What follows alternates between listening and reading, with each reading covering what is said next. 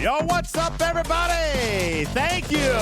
And I know, I am tech illiterate. You can blame Griffin.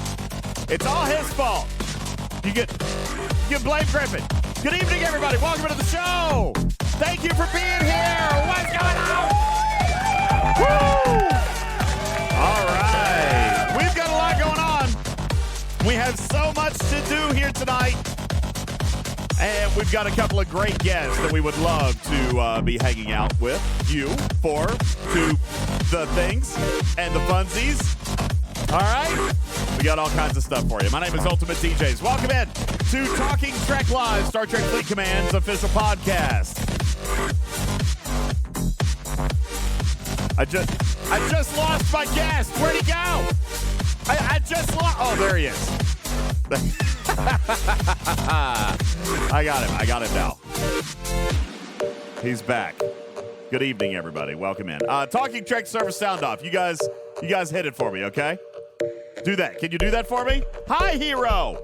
What's going on? Talking Trek server sound off. You guys hit it up. Noon whistle starting us off on 29. Scaling back from the Outback on 193. Raj on server 9. Dr. Phil on European 401. Thank you. Appreciate that. Dragon Keeper on 53. Dr. Juby on 60 and 61. Doberman on 38. Thank you. Matters on server 56. Guru Meditation on 42. Omicron on 8. M. Lala on server 24. Sherlock Holmes on 27. Thank you so very much. What a great list. Commander Monty on 41. Spock on 35. Bearbot on 24. Coldbait on 164. Hero on 30. Mechrack on 55. Sea Engineering on server 36. Spectre on 11, Nowhere Man on 14, Kurt on 61, Andy on 97, Razalon on, I lost it, there it is, 16, James on 89, Candy White on 24, Mortman on 29, and Venadia blowing up ships in the Mirrorverse. Griffin on 41, Stradalorian on 9, Dark Science on 22, Papa Smurf hanging out on 61, Pixelate on 80. Thank you guys so very much. Moopsy, you're crazy. Moopsy is here as well. Thank you guys so very much. My name is UltimatDJz. Thank you so very much for being a part of our live studio audience here today. A very special episode with very special guests on the show, and I'm really excited about being with you. Griffin, I'm coming to you on the stage. How you doing, man? Welcome in to the show. We've got a good one for you tonight, right? We do indeed. We have persevered. We've worked out the bugs, and we have an amazing show this evening talking about the current loop with some special guests. I'm very sorry. I know that we're late, and actually, I should go ahead and welcome our guests because they were all here 1 hour and 40 minutes ago, ready to go. And Juby says I'm early.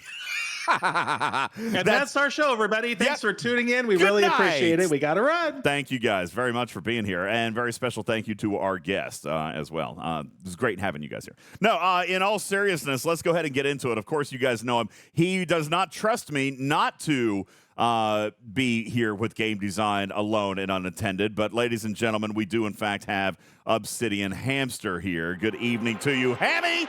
Welcome into the show. What are you doing, Hammy?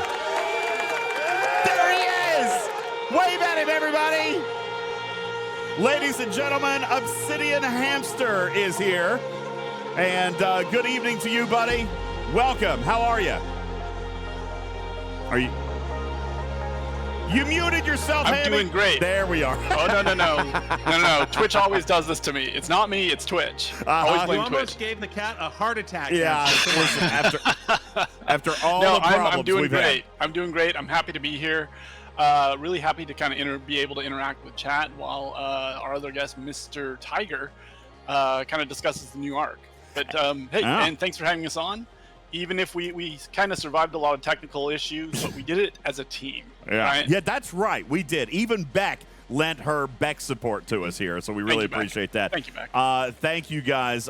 Jason, appreciate it. Kill First, Crushing, Pavik, Hercules, Moopsy, Wowcell, F-Body, Candy White, Commander Monty, Coldbane, thank you guys so very much for your support over on the Twitch simulcast. Really appreciate you guys all being here. We do have a wonderful audience here tonight, already 211 people, and we are just beginning. It seems, Hammy, that a lot of people are kind of interested and excited in hearing what you might have to say, right? Well, maybe it's not you. Maybe.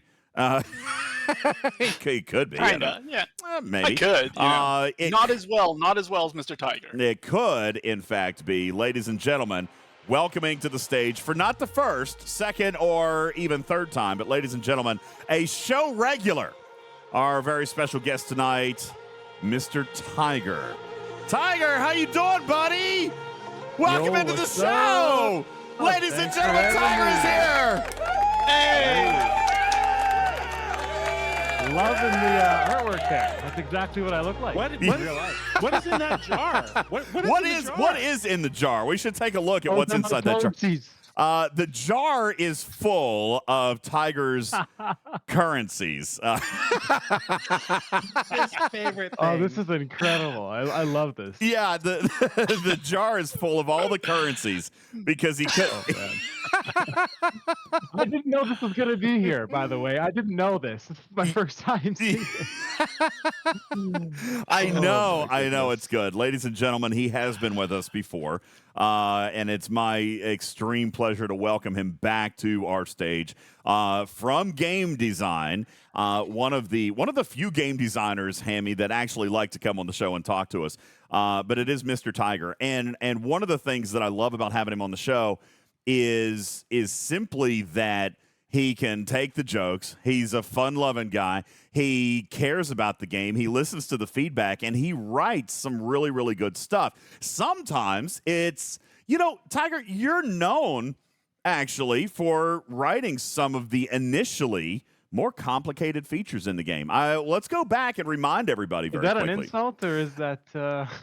For me, no.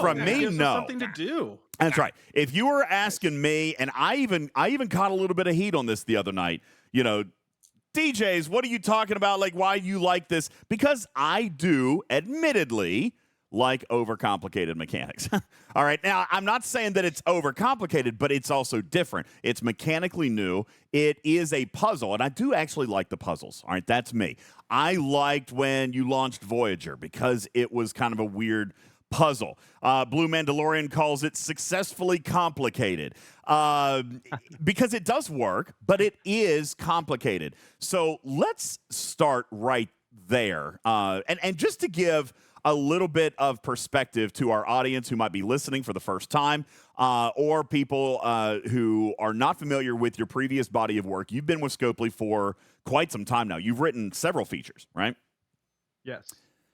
Tell us a little bit about, if you can, if you're comfortable. I already kind of mentioned that you wrote Voyager, right? That was one of yours. Can you tell us a little bit about some of the content that we've played in since then that you have released? Yeah, let's see if I can remember. It can be a bit of a blur. And also, like, we often support other teams as well. So, like, I get my hands in a bunch of things, and other people get their hands in my things. So it's not like it's me alone. But the things I have been involved in is Monaveen, what do they call it? The Gilded Pickle, I've heard it called. Spicy pickle. Spicy pickle. Yes. Yes. The spicy pickle. So you were team lead on that.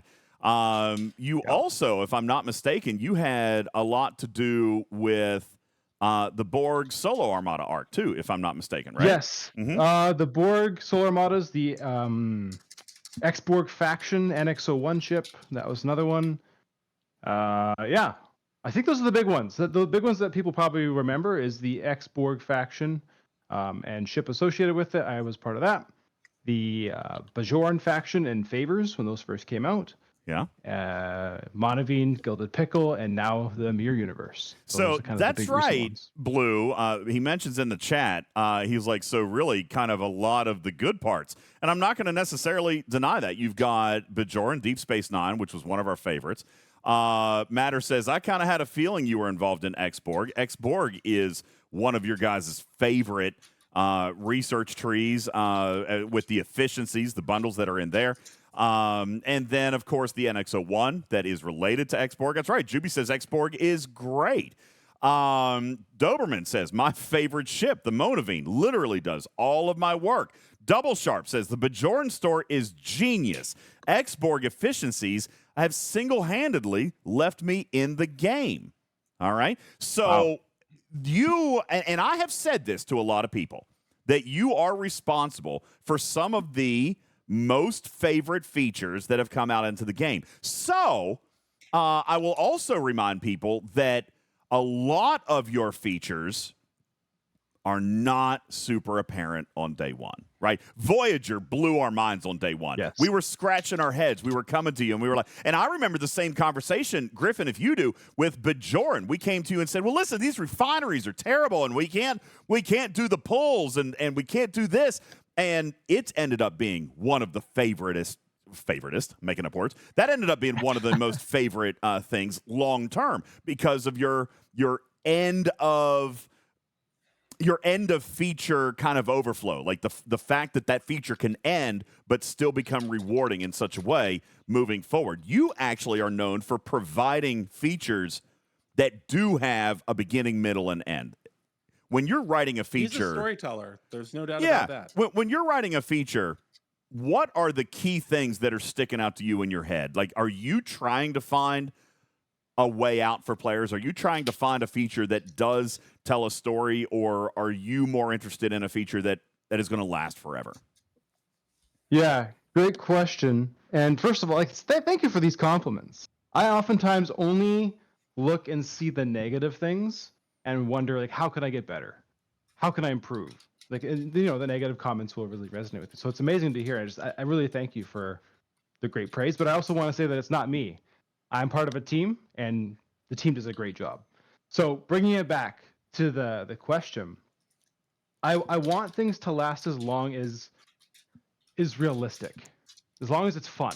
At some point, the new content, it's just not hitting the same. We want something different. We want something fresh. So my challenge is always, when building content, what we try to aim for is new and interesting things that challenge you in new and interesting ways, even if it's just a little gimmick. Like the Voyager, for example.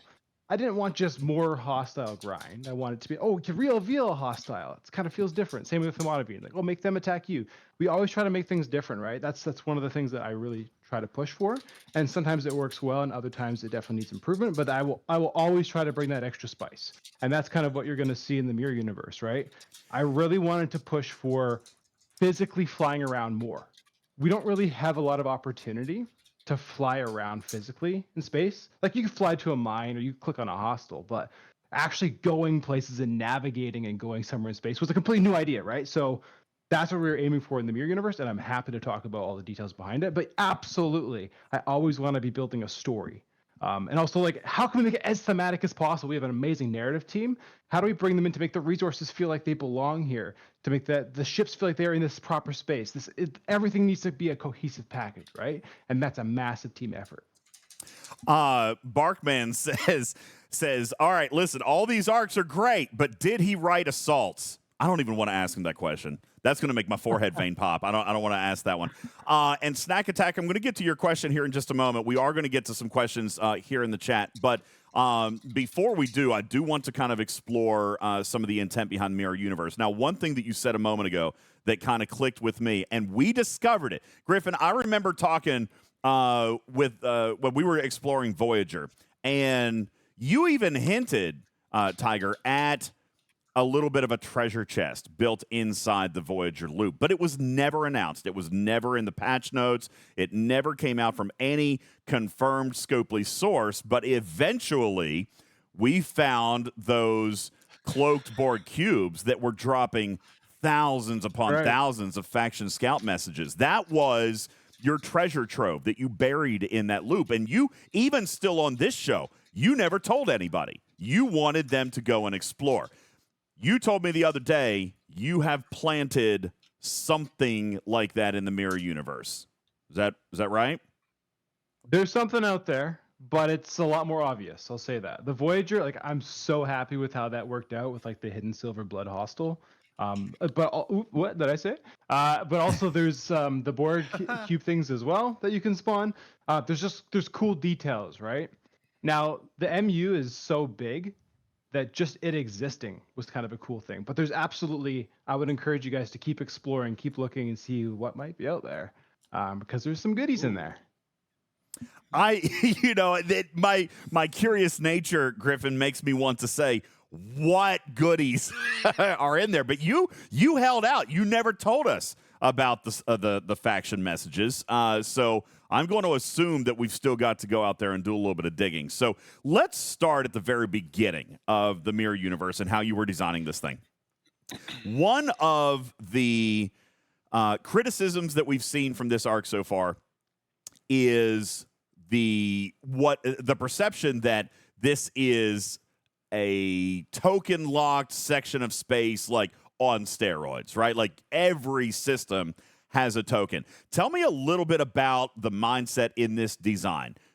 Token space is not necessarily one of the most favorite features in STFC. Many times, myself included, will call for space to have cell locks removed. But this one went the opposite direction. Tell us a little bit about the idea behind the Rift keys when you were building this feature.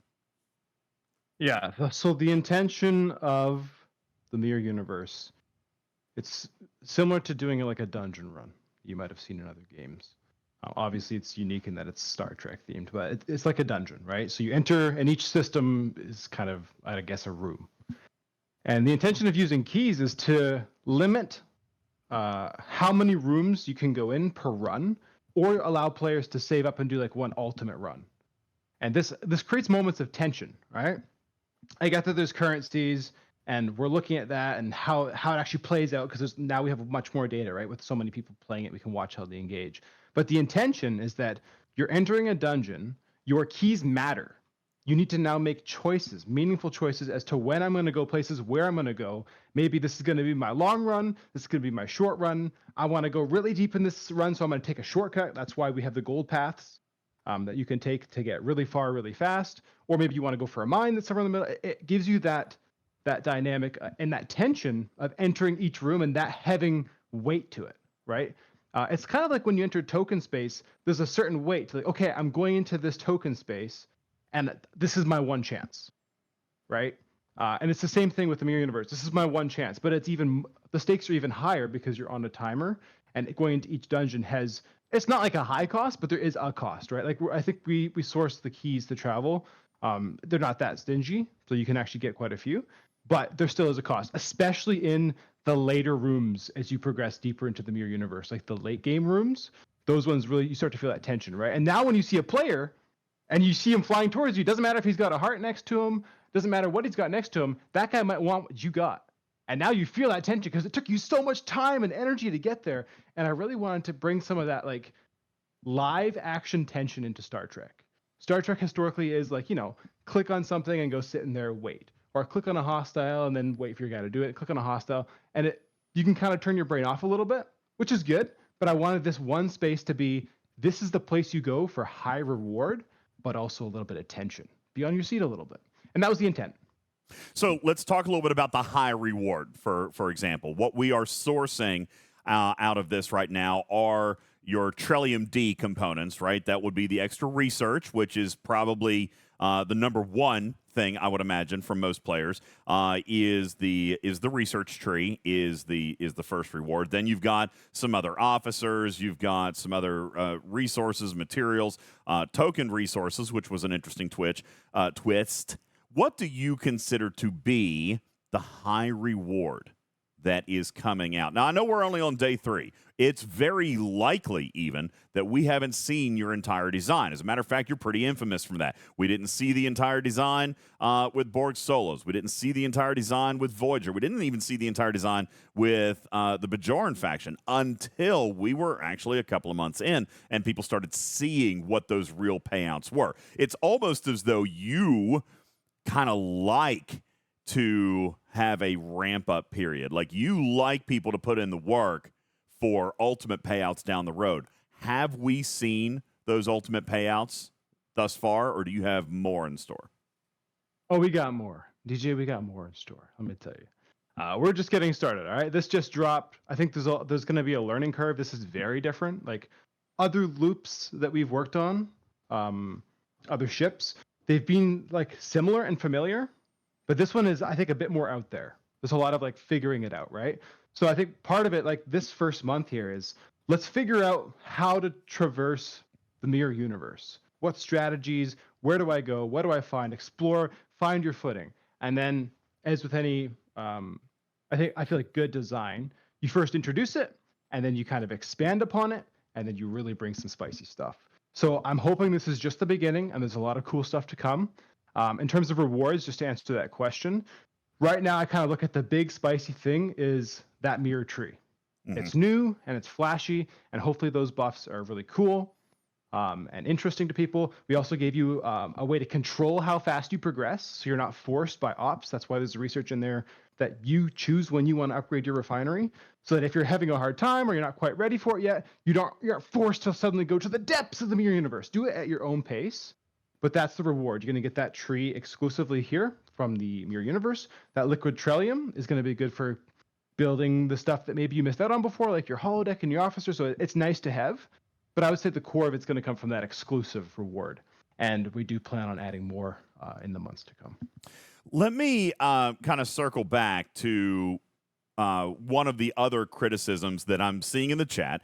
And it is simply that you have developed this interesting new feature, but we are extremely gated on entry. One thing that you have spoken to me about in the past was controlling the urge to grind. You kind of did the same thing with Voyager, in which you didn't want players doing this every single day. This seems to be a feature that a lot of people are kind of complaining about not having enough access to. Is that something that you feel should be reconsidered if players are wanting to engage in your feature more? That's a good question. And I think yes, in a way, but we have to be cautious. So I kind of look at it that there's multiple sides to this. Right now, we're in launch week. It's brand new, and people are blowing each other up, and we're still trying to figure out what's going on. That's why you're seeing those gifts come out, where we're just saying, hey, take more vouchers, take more keys, use those, learn the environment, right? I really want people to prioritize figuring out how it works. And, you know, it's kind of hard to do that when you get in there and then 2 seconds later, some whale decides that, well, you're next for breakfast and you're gone, right? So I think that now is the perfect time to source it more. Long term, I want to monitor just to see how things go, all right? Because if we oversource, then that automatically puts more demand on people that they have to do it. Right now, we give you 1 hour of grind every 3 days. That was the intention, right? Which to me is already like a lot with, 20-minute trip times, and we get 3 trips every 3 days. That's already a lot. And that's what we're kind of balancing around. So yes, I'm going to be, we're planning to monitor it and expand it. And keep in mind, this is only the beginning. We're on month 1, right? Like there's more to come that was already pre-planned. But as we watch how people are interacting, I never want to say, don't play the game. If you're enjoying the game, I want to make sure that you're able to play it more, right? So I'm just going to watch. I'm not going to make any knee-jerk reactions, but I'm seeing what people are doing. And after a couple of weeks, if those pain points still remain, we're absolutely going to look into what our options are there. Okay. In addition to the vouchers to get in, we've done some early analysis on what the Rift keys are going to look like. Common Rift keys look like they're going to be very well sourced. Okay, I don't really see any major problem with that. The uncommons do appear. If we're looking at, on average, Tiger, 1 run a day, we are going to run into a barrier. It feels like, especially probably G5 and G6 players. And Panda, I see your point. I'm going to come back to you in a sec. It is significantly more resource intensive to get to some of the deeper systems, right? And you kind of even mentioned that you want a little bit of a cost and even some risk, but it almost feels like it's not going to be possible for me to continue to push into those depths because of the slow source on the premium currency, right? Or the gold currency, the gold systems. that can be traded down, which I do like that feature. I like being able to trade down, but it looks like it's coming very, very rarely. I'm not going to have a ton of opportunity to continue exploring when it's literally costing me 500 to 600 uncommons just to get to my level of space. You know what I'm saying? So it does appear that it has more expensive costs. And I kind of say that tongue-in-cheek because I know that is kind of how some things exist in STFC. But for Panda or Jonathan Ingram or Wardod to get to the system that they're supposed to be playing in, it seems to be a lot more expensive than it would be for a G4 player. How do we balance that? Yeah, well, first thing is I wouldn't say the system you're supposed to be playing. I mean, there is, right? There's a system you're supposed to be playing, but you can choose when you go to that level through the refinery choice, right? So if you think that it's too hard for you to get out there or it's taking too much time, save up, wait, right? Like, I really want this to be something that you plan for. The uncommon rift keys that you're getting from the Mirror Universe refinery, they don't have like a cap or whatever, right? Those ones stack to infinity. The ones that have a cap is the ones that you're claiming just that have no cost at all. So I really want people to be, and it does hurt a little bit because I know liquid Trellium is like really good. You have to choose where you're going to spend it. That's but if you the do thing, spend it on right? the rift keys, right, you can save them up. So that is something I'm monitoring. I don't want it to be painful to get out there, but I do want it to be, let's say, a challenge, something that you really think about. It's not something you're going to do all the time. And that's why you see the uncommon refinery actually has a 3-day cooldown on it, right? Or maybe we reduce it to 2 days. 2 days and change. Because I don't want someone to feel the pressure of having to do that all the time. So you plan your run, you do it once in a while. That said, as we monitor it, like if that's too stingy and things are too difficult and people are having pain points, yeah, we'll absolutely look at how we can streamline that. And I will say, like, there's pre-planned plans, which is a weird thing to say, but there are plans that we already planned in advance to make this roll out and make it more accessible throughout the next coming months. I'm not going to tell you exactly how yet. Obviously, it's not done, but it's not like this is the final version, right? We always want to expand upon it. If you're recommending or suggesting that possibly saving could be a strategy for some players, why do we have a 900 voucher cap on what we can hold? I mean, if that's the average, if we're getting a 900 pull every 3 days, costs 300 to get in, then the average would be 1 a day, but that means that I could only pull 1 time, and if I don't go, then I'm missing that pull. I'm capped out. What was your idea? That's a very tight cap, Tiger. We've seen caps on other currencies before, but this might be the tightest one we've ever seen. Was there an idea or a mindset behind such a low cap? Yeah. I wanted everyone to have freedom. So basically the intention is you do it once per day, right? You can go to the Mirror Universe once per day like you might to any other loop. However, I did it on a 3-day cadence so that you can decide that, hey, today I'm going to do it. I'm going to go crazy. I'm going to do all of it, and then I'll be good with my loop for 3 days. I don't have to do it again, right? And then after 3 days, I can come back and do it. So it gives a little bit more wiggle room in how you want to approach the Mirror Universe. In terms of the cap being so tight, honestly, I don't think it needs to be that tight. That's something I'm looking into. That's something I'm monitoring. Feedback taken. Like, if you want to play more, I don't need to cap it that low. The way I was thinking of it, though, is I really don't want to encourage, however we do it, whatever the cap is, I don't want to encourage sitting on vouchers and doing nothing. I really want people to feel like, hey, I should spend these as soon as I can to go and do it, right? So within that 3-day window, at some point, the ideal situation is you go and you do it. So as long as people aren't just sitting around on currencies forever, which I don't think that, if we push the cap up a little bit, I don't think it would end up in that world, right? But that's why there's a low cap. Is it too low? Potentially. You know, I definitely have taken that note already, and I am thinking about the implications. Now, really, am I going to make it an infinite cap? No. I'm telling you right now, it won't be infinite. But and that's fair.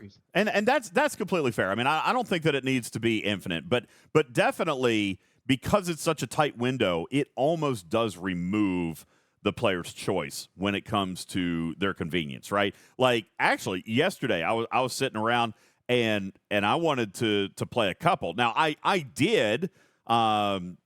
Because you guys have been granting out a few extras. But I can see, I mean, my style of play, Tiger, I've shared this with the audience before. I play very much like in burst play. Like I might do this feature. I might play 5 waves in a row. And then I might do this. You know, I tend to play not doing everything every day because I would lose my mind. I kind of tend to play in burst so that I'm good for a week or 2 in a feature, and then I can play something different. And I think that actually makes it more interesting for me because I'm not doing the same thing every day. It's not like a chore. I'm actually going to play this feature, and then I'm going to come back and play another feature, and then 2 weeks later I'll play this next feature.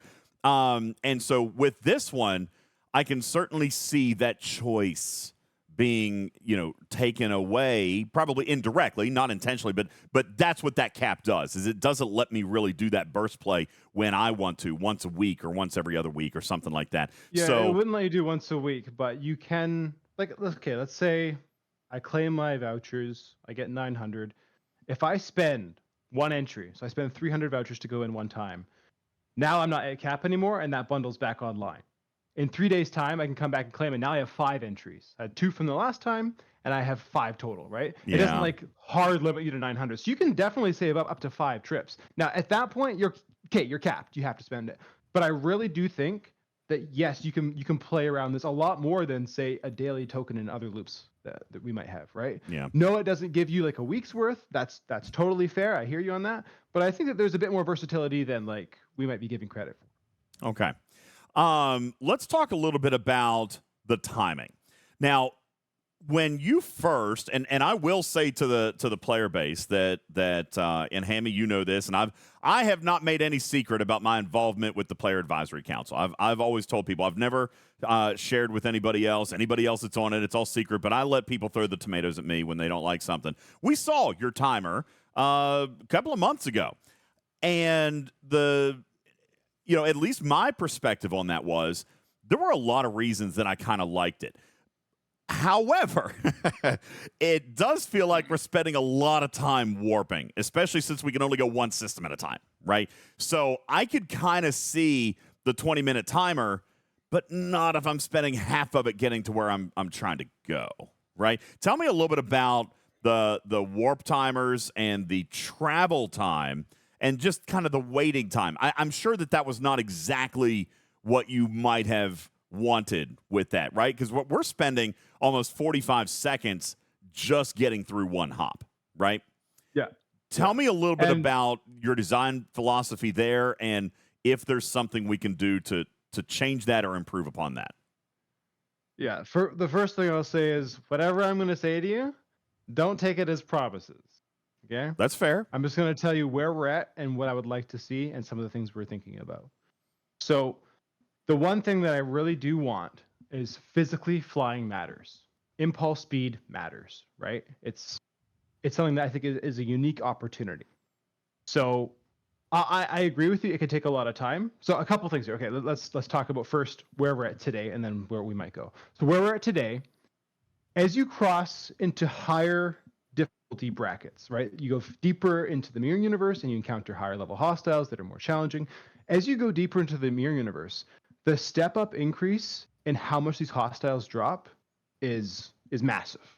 Now, I'm not sure how far you personally have gone through or people who are watching how far they've gone through, but I'll tell you right now, the balance is 10 times, right? So if it takes me half of my timer to get to a deeper system that now I hit the guy and he gives me 10x loot, that's actually worth it. Now, I get that it feels like, oh no, I'm wasting time, right? But that's part of the tension. That's part of the choice you have to make is, do I stay here?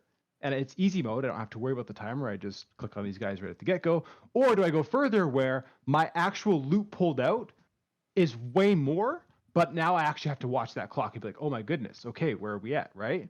So it goes 10x increase when it crosses from the grade 4 balanced hostiles into the grade 5. And then when you go from grade 5 into grade 6, it's another 10x. So if you compare the level 40 to the level 60, it's a 100x increase, right? Which is huge.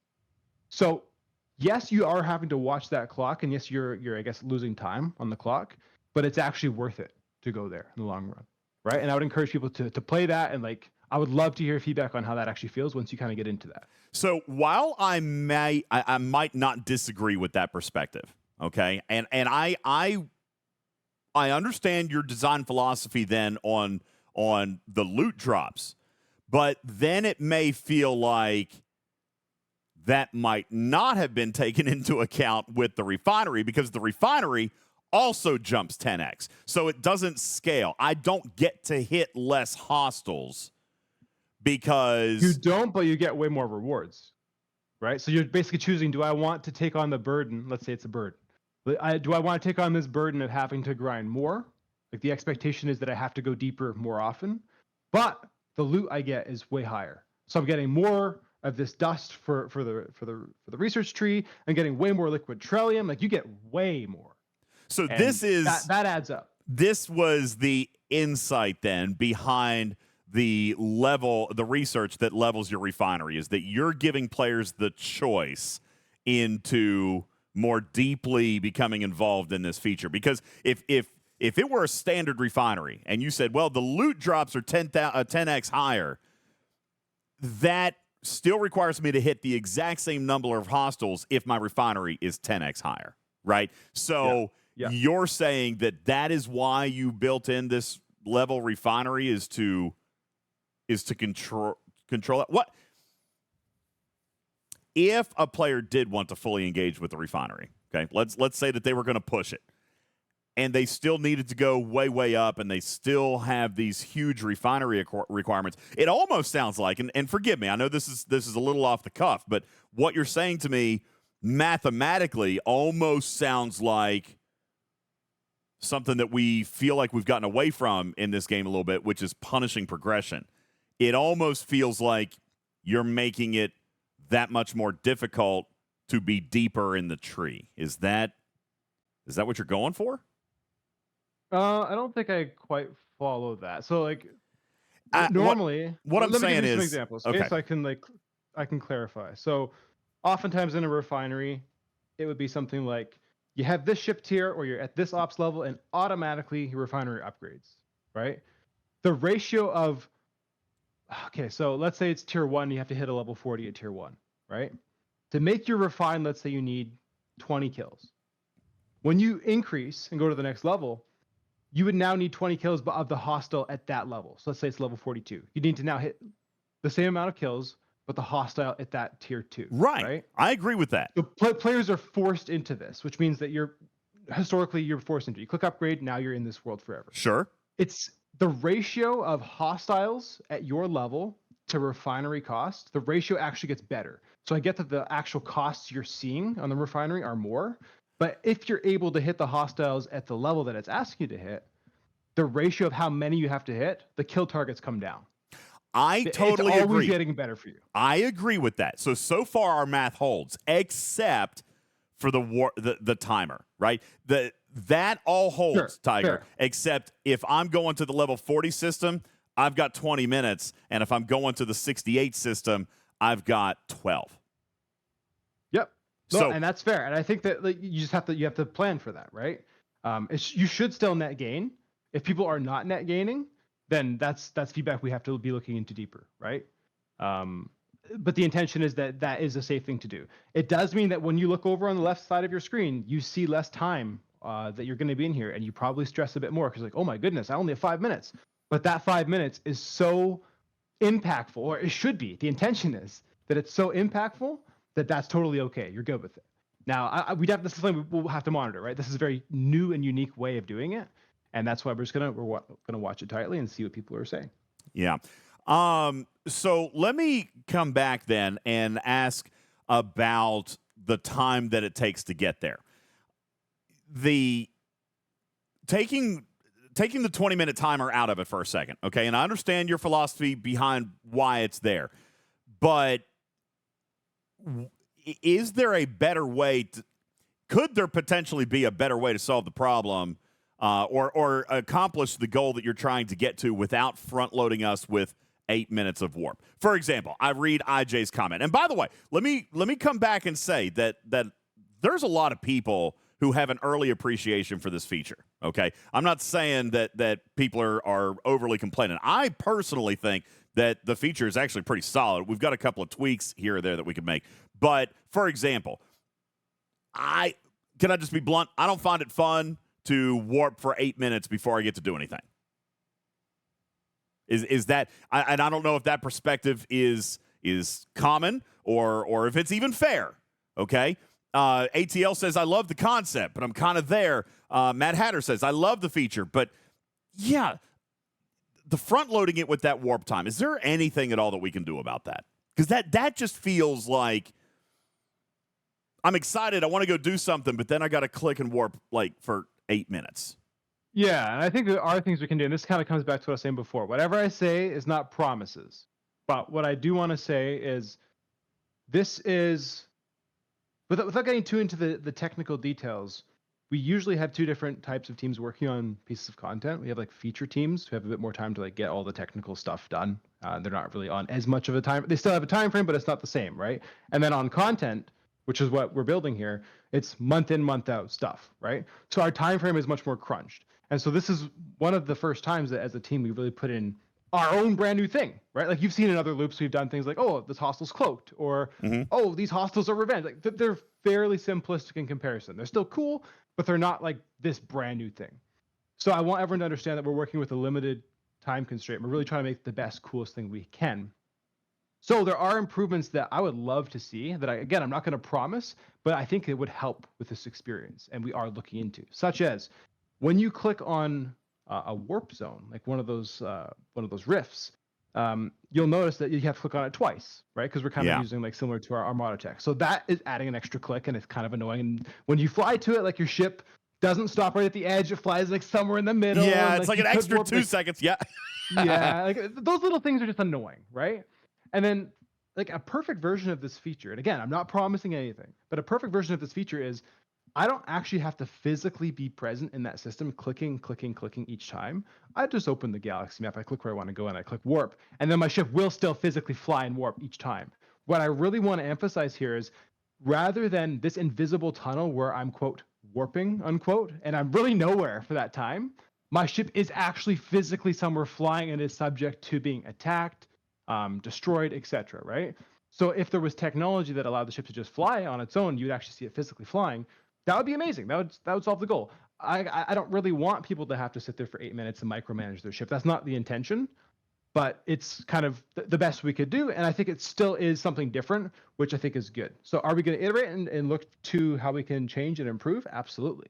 Am I promising anything? No. The other thing we can do is, hey, impulse speed while you're in the mirror universe. Make ships go faster. Like, what can we do with the existing things that are at our disposal, right? And that's kind of some of the stuff we're looking into. Again, no promises, but I will say that's kind of where we're coming from and why it is the way it is. Okay, fair enough. I like that.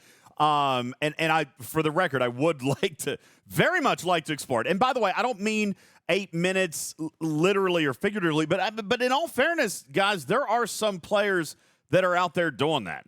Okay, like I get it might not take you 8 minutes, but okay, so I just went to the level 61 today. I did one, went to the level 61, and it took me over 6 minutes, not quite 7, to do that. Now, is that also potentially engineering? Is it also that I might have had to reboot my app one time, or is it also that like I had the yellow symbol for connection and it took my app a second to come up so I could click the next button? I mean, things like that are certainly something that are impacting this feature.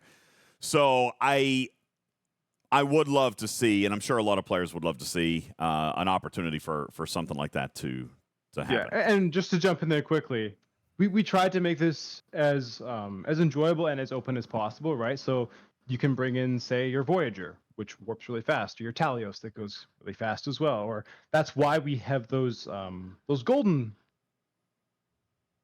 rifts, because we wanted people to be able to go. And like, I know that the name says premium on it, but it's not like actually premium. You can get those from the refinery, right? Now it is on a chance, but the higher you rank up your ops, the higher that chance gets, etc. So we wanted there to be shortcuts and strategies and different ways of playing in this space. And we want to continue exploring those options and continue diversifying how people interact in this playground. I look at it as a playground. How can we give you the most tools possible, right? That's why there's mines. You can bring a survey or a battleship. Oh, you can bring a faster ship or a slower ship. You know, I was going to ask you about that. Yeah. Since you bring it up, let's talk about the mining nodes a little bit. Tell me why you felt that those needed to be there. Just give me a little bit of insight into it. I don't mean that they shouldn't be there. That's not what I'm saying, but that feels slightly, I don't know, maybe it was the fact that there's no protected cargo in the mirror universe makes a mining node feel weird. Huh. Yeah, it's definitely dangerous, right? Like, and it's also super unsafe. The safest way to engage, full stop, is to fight the hostiles, right? You get the massive chest. The chest gives you more than the cargo. That's what you want to do, but it also requires your time and attention, and people can see you actively farming your things, and they can take it out. So there is still some risk. The mining, it's hey, I don't really feel like traveling a million times and going through all this effort. I'm just going to click on that node and click mine. It is purely there as an option. One of the things I really try to do in all my loops is make it as accessible as possible. People have miners, let's let them use them. Now, is it too slow? Maybe. Is it too risky? Maybe. It's definitely brand new because there's no protected cargo. It's definitely risky.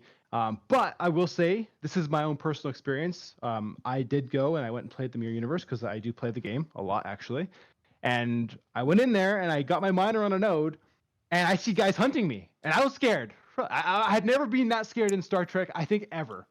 And so I'm freaking out. I think I get through the warp zone. He's chasing me. Bro's on my tail. And now he chases me all the way to the extract. And I got out with 2 guys chasing me at that point. But that moment. How much did you get? How much was that worth to you? Now, to be fair, it was only 36,000. But that's my 36,000. That was pretty good for like just getting started for day one, right?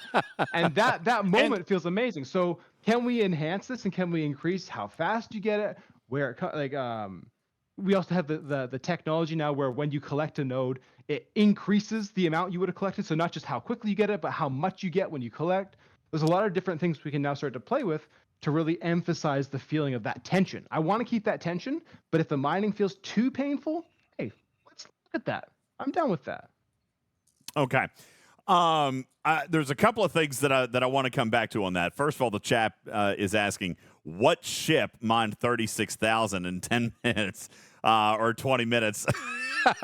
Because we're not getting quite that amount. I don't know. Maybe it's me, but when I'm looking at the math, I'm not seeing 36,000. A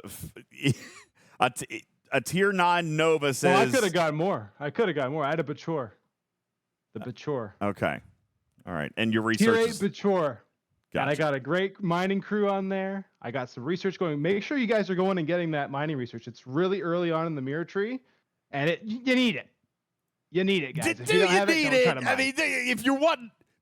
you just said mining is not the ideal way to do this in this game, and in this feature, mining is not the go-to. But if you're gonna, you need that.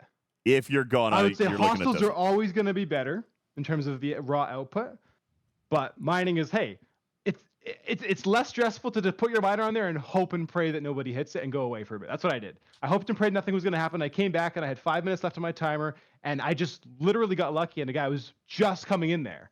And I wasn't sure if he's going to attack me or not. I don't think he was even there. He was AFK. And as I'm getting to the extract to leave, I see him spot me and chase me. And then he comes out the portal and hunts me down. So I know he saw me. I got lucky, right? And that's not always going to happen. I get it. But that's a story. I want these stories to be something that people are interacting with. They're new stories. They're new ways of playing the game. And that's what I strive for in my design. All right. With regards to the map, we have these 2 premium spots that are on the lower end of the map. You've got Ganalda and Kronos. Both of these are G4 locations, and those are the locations in which you've got some of these mining nodes. Was there a reason, or is there a development that we don't see anything any higher than level 47? Because that could also potentially help with the warp times, too. If there was a quote-unquote version of the superhighway that was cutting through some of this space, even if it had... a higher Rift token cost. And I don't mean higher as in premium. Like, for example, IJ mentioned this a minute ago. Why don't I be able to click the system that I want to go to, and it cost me all of the tokens that it would cost for me to get there, right? Is there a way to build superhighway systems or shortcut systems to help reduce on some of that warp time? There are, and that's something I'm definitely looking at. Again, my big it's not even just me. Like the team's asking you to do it too, and I'm saying the same thing to the team that I'll say to you. I want to monitor, to collect data, so that if and when this type of stuff happens, it's solving the problems that are like the long-term things. It's launch week. There's a lot to learn. There's a lot more to collect before we figure out where this would work, if it should happen, if it does happen, how much should it cost in terms of like credits. Can we solve this like with different technology? Should it be these warp zones? Is that going to make it too complicated? Like there's a lot of questions, right? And so while I completely understand the feedback, I want to watch for a bit and make an educated final call on what that's going to be. Is it going to change? I'm not going to say yes or no, but do I want to make it the best it can possibly be? Absolutely. What does that look like? Not sure yet. Let's keep monitoring. Okay. Love the feedback though. Let's talk a little bit about the Trillium D. Trillium D, as you mentioned, is kind of the high reward, right? That's the one that everybody should be coming after. That is what is providing the officer exchange, forbidden technology. If I was looking at this refinery in the same light that I am familiar with you and your work from previous features, I'm going to probably suggest that some of these are your end game mechanic, right? The end of the loop mechanic, as in the rift keys and the research tree is probably like your primary go-to right now. Those are the big rewards right now in the Liquid Trillium D store. But you've got these other refinery options that are essentially your rewards once you're fully in the loop, once you're loaded down with this currency. Do you expect players to eventually, and I know it's very early, and I know double refines are always a funny thing, the stretch goals, we've had this conversation before. Do you expect players to have large amounts of Liquid Trillium D as they progress throughout your loop? As they progress throughout, I think it's going to be a challenge, right? But it really depends on how much you choose to invest, right? So if I choose, all right, I'm going to commit to the medium to high level difficulty hostiles, and I'm going to upgrade my refinery to say level 7 or level 8, right? Even or whatever you want to put it. The further you take that refinery, the more you're going to get out of the Liquid Trillium. You really have to make that choice of what's going to work for you. And that's what's going to determine how fast you can do it. Now, because it's just launched, it's going to take a little bit longer to get started. As time goes on, I totally foresee Liquid Trillium becoming a lot more commonplace, a lot easier to get, right? Maybe there's bonus refineries, maybe there's other sources of it. It's not something that we want to make it stingy. It's definitely something that it's going to expand upon, right? But it's also not just a one-size-fits-all thing. You have to make it your own. You have to choose how invested you want to get into this, how committed you want to be to that refinery. With the Liquid Trillium D refinery math, it seems as though some of those low to mid G4 players are kind of in a spot which might be unusual for a 40-plus player. We have seen a lot of content in the game be released for 40-plus. That is not really a secret anymore. Like, we kind of feel like G3 is kind of status quo. It's kind of sunsetted a little bit. Most of the stuff that you guys are doing is 40-plus. This might be one of the first features that I could come out and say, I think being below 44 or 45 makes this loop really, really challenging. Low 44, 45 and down don't seem to be able to possibly get enough Liquid Trillium D for really anything in the refinery. That could actually be a little bit of a choke point. Was that the design? Is it an incentive to push ships, or are we actually looking at a pain point that needs to be explored for the 45 and down? Probably somewhere in the middle. Like, in general, I think it's always good for someone to push up. I like to encourage people to increase their power, get stronger, defeat more powerful things. It's okay to have that challenge. I think that challenge is good. Now, when it comes to, I'm just level 40 and I'm kind of comfortable here for now, that's fine. I don't want to punish that. It's nice if you push for power and I can reward you for going deeper, and I should do that, but I don't want to punish that. So the refineries being too stingy is a fair point. I want to just see how that plays out, because I think it plays out pretty low for just the bottom of the barrel, lowest level, right? It's almost like what we did with the. You guys remember way back when we did the Bajorn faction? We balanced that for, I think it was grade 4s, but we allowed there to be like a preview. I think it starts at like level 38. It's like there's a preview. There's a baby Mata, is what we called it. And then allows you to kind of get a preview of the feature. And that's kind of what the 40s are here. Like it's for them, but like we want them to push up and get those stronger ships and that stronger power to like get the most out of it, right? So I don't want it to be punishing, but I do want to encourage like, hey, grow and build strong, because like at 40 you still have a lot to do. You really still have a lot to do. You don't necessarily need to have all this thrown on you. So it's kind of somewhere in the middle, and I do want to monitor that. And if we feel like it's too stingy, then yeah, we'll probably increase the value. So I'm not going to promise anything. What we're essentially seeing here, and obviously this is something that Hammy can probably take some notes on. What we're seeing here, and I'm gonna put this up on screen, Hammy, is that no hostile in the mirror universe drops drops the raw Trillium D until level 47. All right, which essentially basically means they do not get any access whatsoever to the Trillium D refinery until they can kill level 47 hostiles. Now, that's not to say that they don't get a little bit of liquid D from the refinery, but we're talking 40, 50, 70 potentially, and the refinery for that liquid D coming in and costing in the neighborhood of, 65 for a single chest. We're talking potentially, Tiger, a single chest pull a week for level 45 and down. However, you did mention just a moment ago that when Bajorn launched, it was designed to be 40 plus, and you gave access at 35. Are you stating that this feature was built for 45 plus, but you're giving warm-up access at 40? No, it's definitely not built for 45 plus.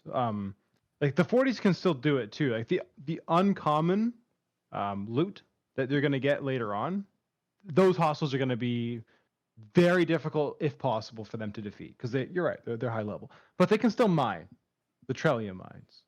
They can still collect. There are mines that give that. I'm not sure if people found them yet, but there are mines of that exact same. But you said mining was not the way to play this feature. It's not optimal. It's definitely not optimal. He said but it was not the most ideal way, but there are exceptions, DJ. Oof. Of course. It depends. Like, that's the thing.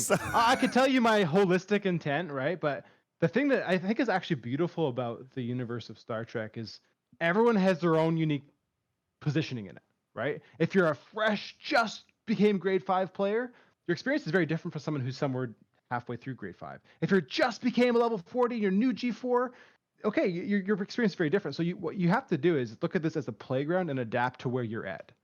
If you have like a really beefy forbidden tech and you have all your research done, you have a great crew, you could probably find a way to make those hostiles go away as a level 40, right? You could probably hit those level 47s and make them go away. I'm not saying it's like the optimal thing to do, but you could probably make it happen.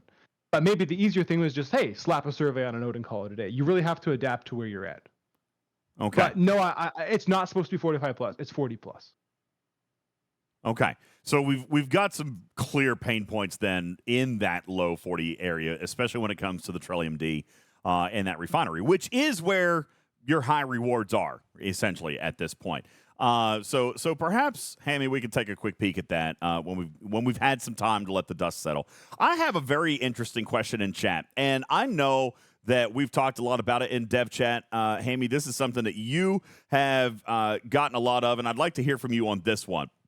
When Scopely is creating new content, do the designers take ROE from servers into account?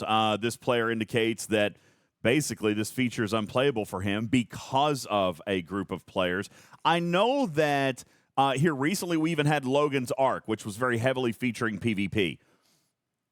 When you're designing this kind of stuff, Hammy and Tiger, is it a thought in your head about how players could disrupt the playstyle of other players?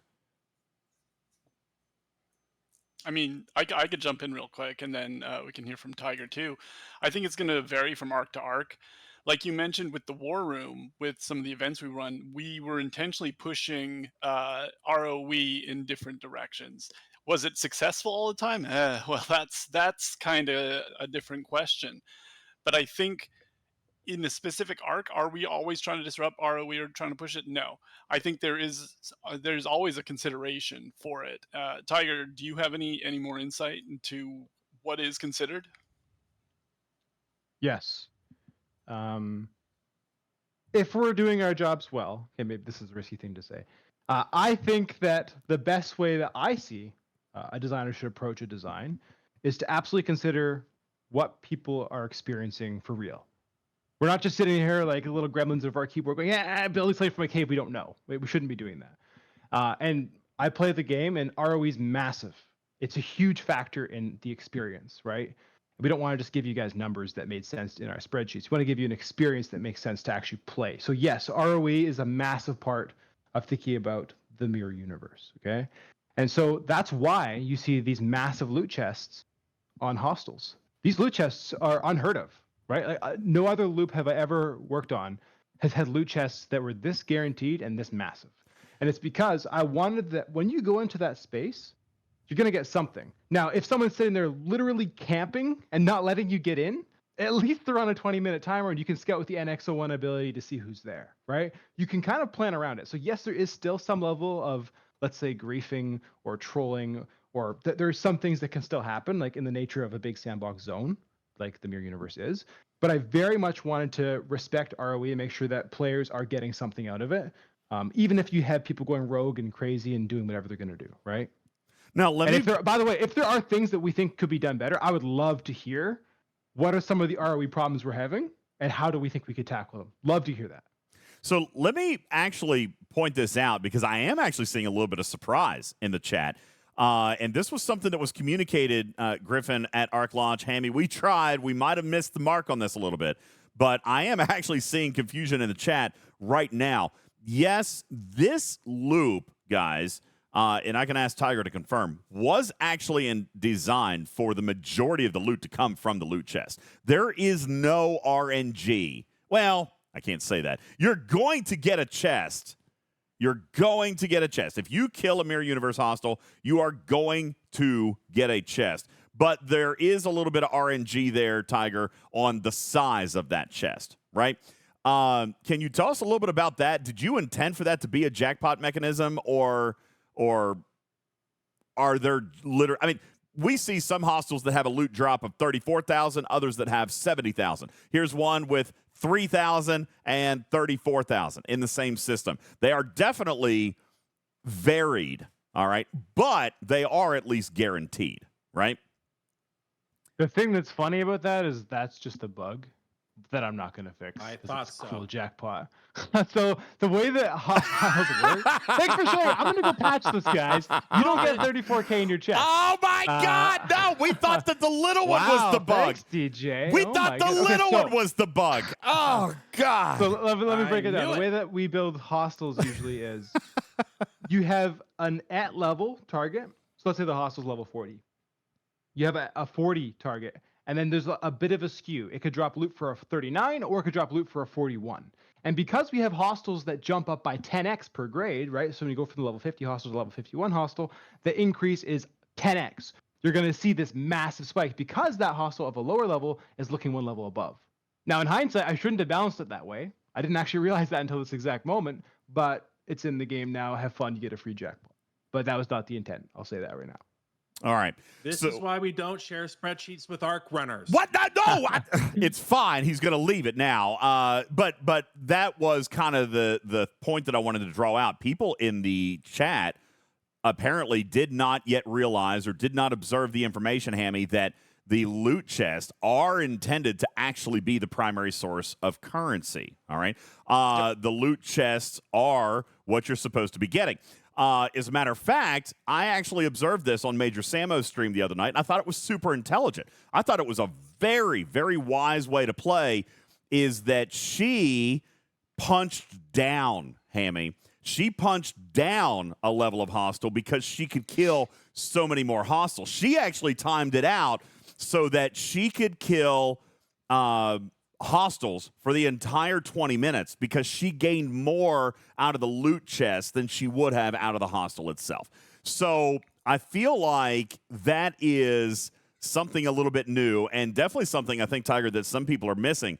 You are saying here publicly for the record that loot chests were the primary way to actually score or to bring home this currency, that the reason you have no overprotected cargo was essentially the loot drops from the hostile themselves was kind of intended to be icing on the cake, right? So the reason there's no protected cargo is that I want it to be tense, right? You could die at any time. Red triangles aren't the only thing that's scary. The blue triangles are scary because nobody's breaking classic ROE by hitting you here unless they say token space is off limits, right? So there's more tension there. Who's your friend? Who's your foe? That's one of the big reasons. In terms of the balance, you get actually more out of your chest, and yes, they'll say this publicly, that was intended that you get more out of your chest than you get out of the cargo. Now, is it supposed to blow out of the water? No. If you've done the research, which I highly recommend everyone does, to increase the loot by up to 400%, and then if you happen to get the consumables and you have an 800%, you're going to be getting a lot of loot into your cargo. Probably on par with, if you have the consumable and the research, you're going to be getting on par with the chest, probably more. If you have just the research, which is probably more guaranteed, you'll get less into your cargo than you get from your chest, even with the research. And it was very intentionally balanced that way. It's not a bug. I wanted it to be, hey, I hit a hostile, I get rewarded regardless. But also there's that tension of, well, someone might cut me off soon. And when they cut you off soon because they hit you, let's say you have 10 minutes left, the punishment isn't, oh no, I lost everything in my cargo. It's more of, okay, I lost that 10 minutes. I'll have to come back later, but I get to keep what I had, right? Or a bunch of what I had. And then if you do get out safely, there's the extra reward of, cool, I made it out. I got an extra little chunk. Nice. But I didn't want it to be too punishing to get hit by someone because, you know, there's no protected cargo and there's a lot of people coming in here, etc. So it's intention. Let me ask you one question that I wonder if it crossed your mind. And by the way, this is not something that I'm necessarily asking for, but just kind of wondering. In the mirror universe, Tiger, did you conceptualize the possibility of us being able to hit purples? Oh, no, I didn't.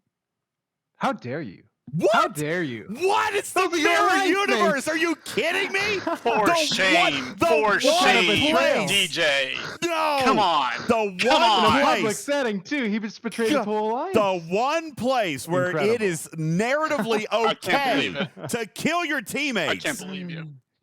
Look at the Great chat. idea. I love that idea. Look at the chat right now. Okay, that's right. It's canon. No, it's canon. It's canon. You're right. Oh. You're right. I did a disservice to the player base. You have my apology. I need to go take this to the team. Listen, it's a great idea. I'm all I'm saying is that if there were any naysayers out there, you could instantly turn it around by being able to kill purples. All right. It doesn't matter about the timer.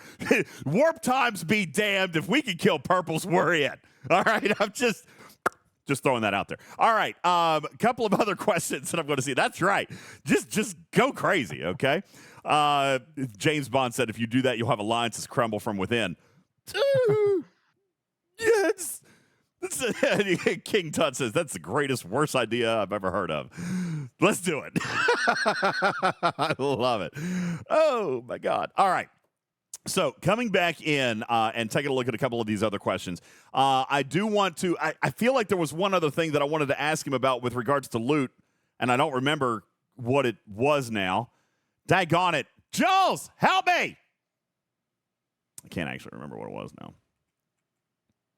I got the purple question, and then that messed with me there. Okay, everything derailed after that. I know. Now I just wanted to be able to do that. All right, so let's talk a little bit about some of the future with regards to the mirror universe. I know you're going to have to be very vague. All right, give me a little bit of a hint, a little bit of a teaser in some of the stuff that you might have planned for future development within the mirror universe. I don't know if I can do that. Sure, I'll say can. I want things to be more streamlined. I want things to be more accessible, and I want things to be more dynamic. There's more going on. You have more options, and I also want to source more liquid Trellium, but maybe not in the way you think. Maybe not in the way you think. Ooh. Okay. All right, I like it. Coming back to the loot thing with the RNG chest, Hammy, I'm seeing a lot of confusion in here, and I want to make this super clear that the loot research, and I see some people saying, well, if the loot chests were supposed to be primary, then why do loot gain research, Tiger? Seems to me like you just want to, I mean, you should want to still do the research because every little bit helps, right? Every little bit. You want both. Yeah. And it's not, I tried to emphasize this and maybe I did a bad job. The chest does not blow the loot out of the water when you have the research done. They're almost equal. All right. The chest will still win out unless you're hitting way up or whatever. You find some way like to increase your loot even more. Like if you bring a loot crew and the research and you can stack different things, especially with the consumable, you're going to get more from your cargo. But it's pretty close to 50-50. All right. So it's not like, oh, the chest is way better, I don't need to worry about loot. No. Loot matters. Loot definitely matters. Okay. I would like to transition just a little bit. Now, obviously, I know that you had a huge hand in developing Mirror Universe. We've talked about that refinery. We've talked about that loop a little bit. I would like to, and I know we're actually a little bit over our time. I don't even know how much time we have because we were late getting on the air. So probably in the next 5-10 minutes, we probably got to get ready to go. That sounds great. Let me ask, how much involvement did you have in developing Apex Barrier, or was that not your project? Because I do have a few questions. No, it was about all that. on us. It was all on us. Feel free to ask. Okay. I wasn't like the owner of it per se. I started with the original ideation of it. I came up with some ideas that actually ended up getting scrapped, my original intent, and we did something a little bit different, which I think worked out for us. So I wasn't the like final owner of it, but I was definitely heavily involved, so I can answer your questions hopefully to the best of my ability. All right. So let's talk about the Apex Barrier, first of all, in its mathematical use. All right. First of all, I like where it was when you guys were creating Apex Barrier. What was the intent behind it? And I'm kind of steering you towards a specific location. I'm hoping that the intent that I think you had is the intent that you had. But why did you create Apex Barrier? I think there's several reasons, but the big goals is survive longer in a unique way that isn't oversaturated. So a new way of surviving more that stacks with existing. It's like true survivability, right? You get your whole health and you get something new, so that these stack together in tandem. But the big like specific goal is PvP is too short, guys. PvP is too short. Okay. And it ends way too fast. We want abilities to be able to trigger more often and have more dynamics going on. That was the core intention of this release. Okay. So glad that was the answer, because that's, I think, what we were all kind of hoping for. Griffin and I have talked about that. We mentioned it the other night with Beck's video, and then again on Tuesday night. This is an absolutely brilliant way of reducing damage in the game that actually will eventually lend itself towards being one of the biggest steps towards fixing PvP that you guys have probably done up to this point. However, that's the hope. However, there might have been a little bit of a marketing faux pas in how we approached it. There was an expectation set with some of the materials that we had been talked about, how we were taught about Apex Barrier. We're seeing this come out very, very low. A 10,000 Apex Barrier reduces damage by 50%, but we're seeing full-on $100 primes that are offering 500 Apex Barrier. What was your intent with developing Apex Barrier, and what do you think, or what did you balance? What was the number that you balanced? What should the game have before you would consider PvP in a playable state? So that prime, just for context, is not PvP only. That prime is PvP and hostiles. Okay, and I think that's why you see it being. Well, that is why you see it much lower, because that true increase, Apex Barrier is a true increase. It's never been done before, right? That amount, however small it is, it actually adds up a lot. And I get the numbers don't look super huge on paper, but mathematically speaking, for a lot of players, that prime node is far better. I'm talking like far better than like our 400% hull health primes, etc., that are in the game. Far better. It blows those out of the water in terms of like how much better it can make you in all circumstances instantly. So I get that the numbers don't look like, the biggest, most high things, and I get that there's some confusion on exactly how it works. It's good, guys. It's good. We pushed it as hard as we could. Like, we don't want to break the game here. It's 5%. So when we're Correct. talking about officers like Carol Freeman with big base damages, we know that there's between 6,000 and 8,000% base damage in the game available today. You've got critical damage bonuses at 7, 8, 900%. You've got criticals out there, hull breach on top of that, Carol Freeman on top of that. Now isolated cascade approaching 1,400%. In my mind, honest to goodness, 20,000 Apex barrier is necessary in PvP before the game becomes balanced again. Yeah, and by the way, like I'm not saying you're wrong. I'm just saying that because this Prime node, for better or for worse, like if I could change things, I probably would. But for better or for worse, it targets both PvE and PvP. PvP has very different needs from PvE. I agree. Imagine you put those percentages in there, and for both, you run over every hostile in the game and it's over. Like it's not even fun anymore. I right? agree. So that right there, I totally agree with, and that's why you see the PvP specific stuff. It's got some bigger numbers. Like I'm looking at you, Buff Picard. Buff Picard, yeah. I mean, and that's the thing. Like at tier 1 on the unlock, that's why I mentioned if you did enjoy PvP in this game, Buff Picard is an absolute must-have because that 20,000 Apex actually makes PvP playable. All right? Probably not perfect yet, but playable. So then we've got the Prime. We understand and acknowledge, and I agree, that PvE has different needs than PvP when it comes to Apex. But that Prime is the only PvE source for Apex Barrier. We've got other needs, right? Players struggle against Gorn. They struggle against Cindy. They struggle against Silent Hostiles. Yet there are no research nodes in the mirror tree that affect anything other than PvP, other than the Prime.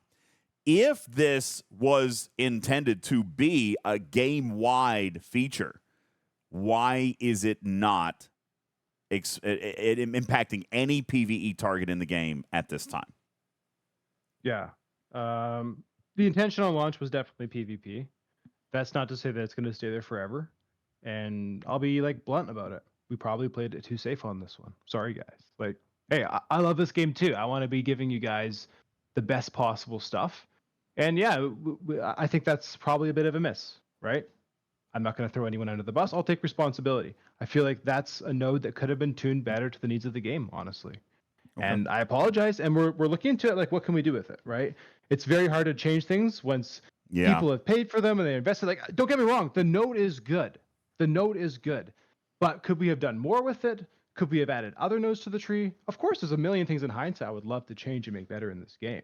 So, like, I'll say the node is amazing, but it's trying to do too many things. That's where it fell apart. Yeah. The communication of what it's trying to achieve, maybe it comes across as a bit of a bait. Because, PvP is a PvE, but then there's Picard. Like, what is it trying to be? And that's where I would apologize. I'm sorry. It shouldn't have been PvP. We should have focused that one on just PvE and made PvP and PvE distinct, especially because it's brand new. I really want you guys to understand how it works, right? And this kind of convolutes it for everyone. Like, what is this trying to be? And that confusion point, that's the issue. Okay.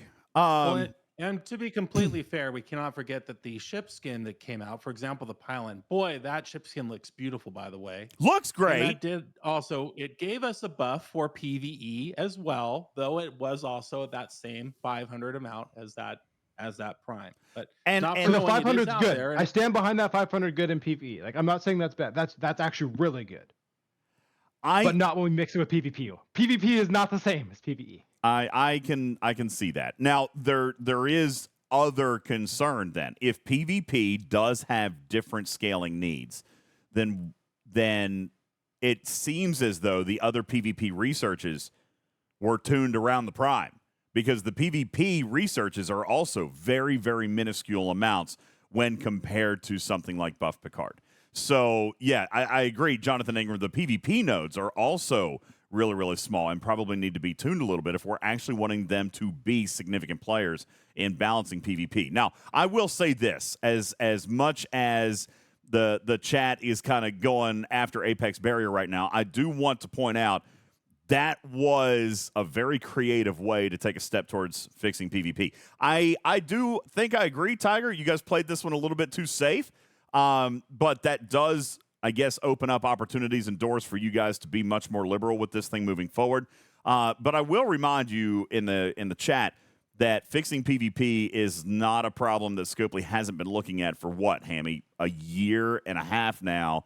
PvP's been broken. I mean, I don't know if you guys have ever said it out loud publicly, but PvP is so borked in this game. It's not fun anymore. I used to love it, and I can't. Schwag says there's no fixing PvP, and I disagree with that, Schwag. What Tiger's team did here actually is probably the most solid step towards fixing it ever. All right? But there's not enough math behind it. It needs more junk in the trunk. Look, Tiger, you got a jar completely full of all of your currencies. Use one of them. Use one of them, and let's ramp it up a little bit. Here's something I have to throw in there, okay? Whenever we do something new and big, and we did a lot of new big things this month, which I think we're all super proud of. Like, we have to be very careful. Making video games is very difficult, and if we make something busted, it's very hard to claw it back. And so that's why we played it safe, being like, let's not push this too hard. Let's experiment. Let's see how it goes. And this is really great feedback. We love what you guys are saying, right?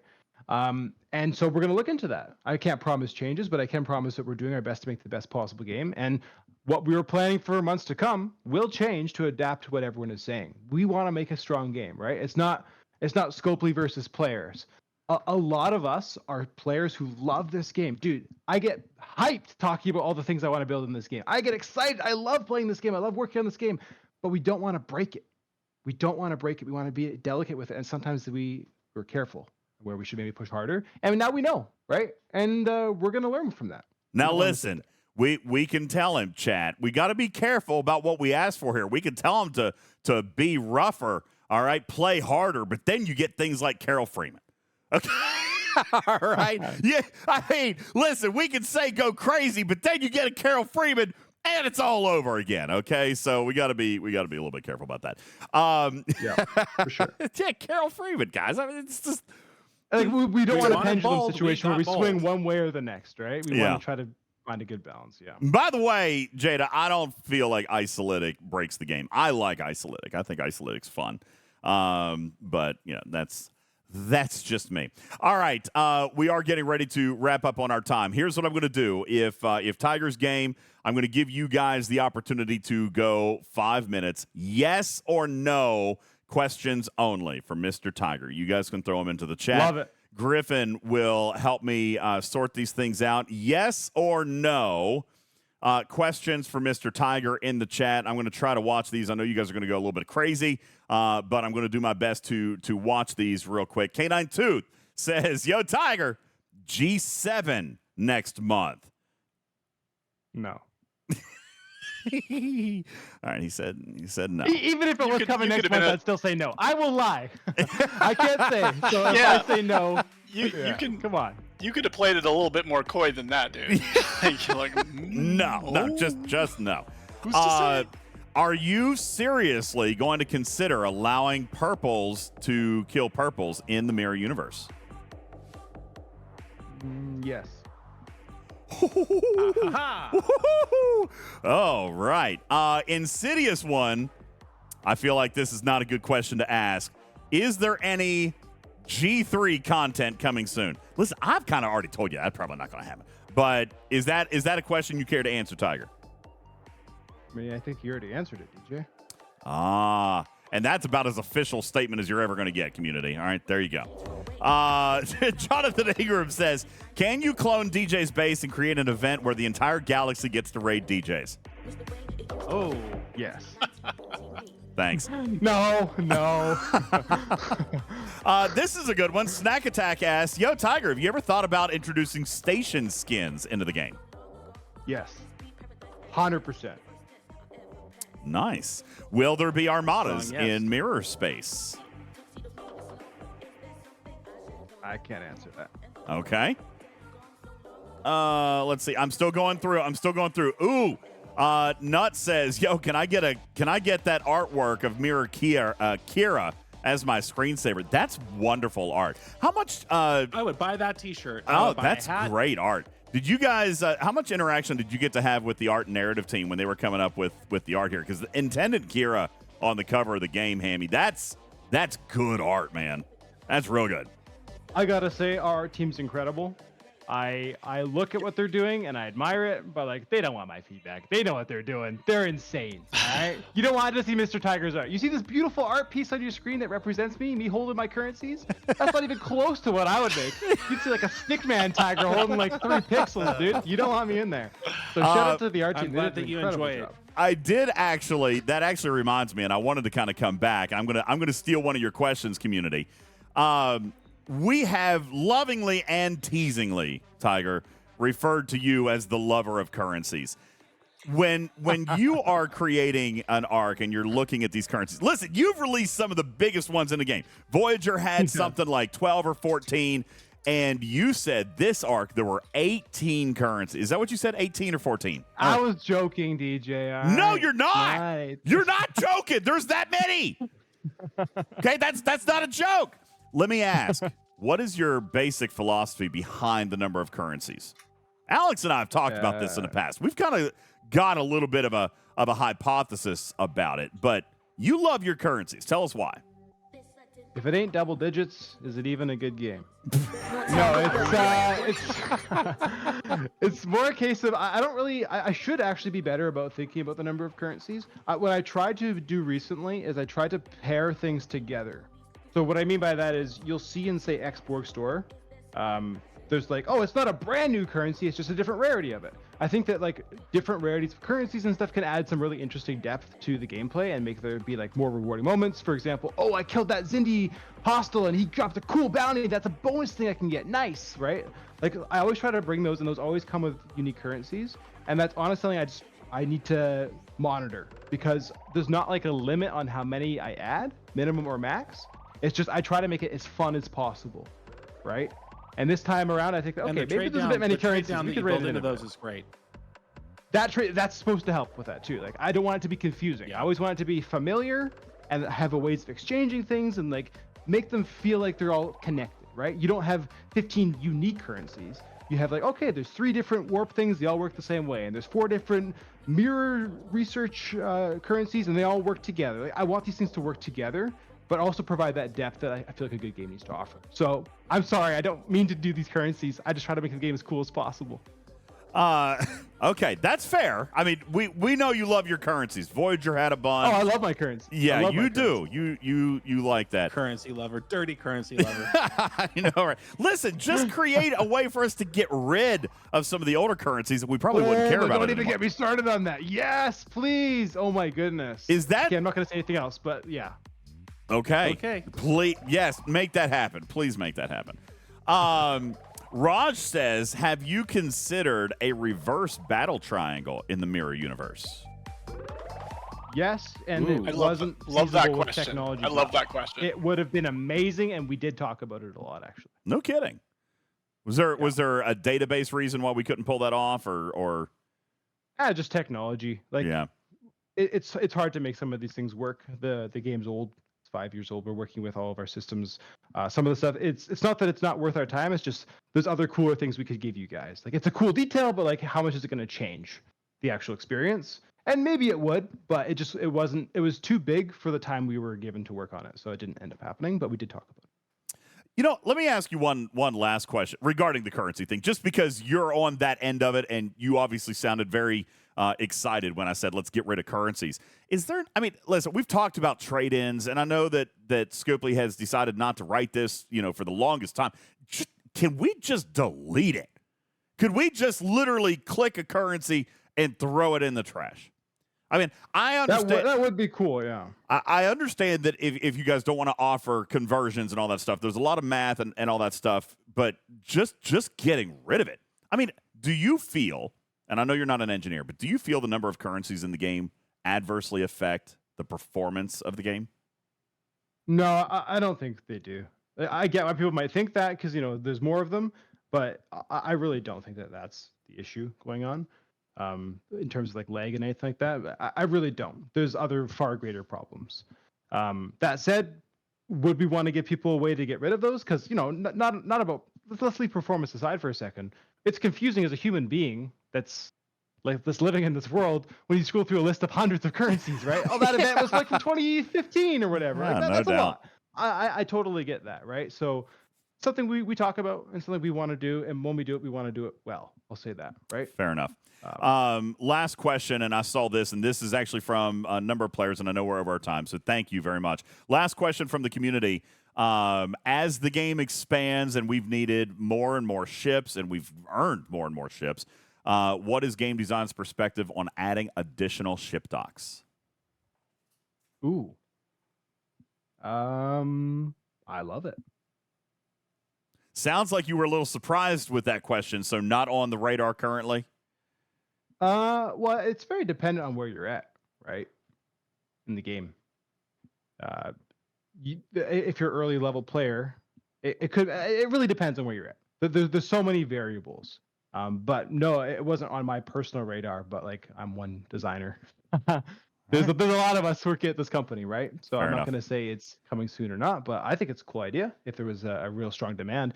If you guys want to see things, tell us. I love hearing from people.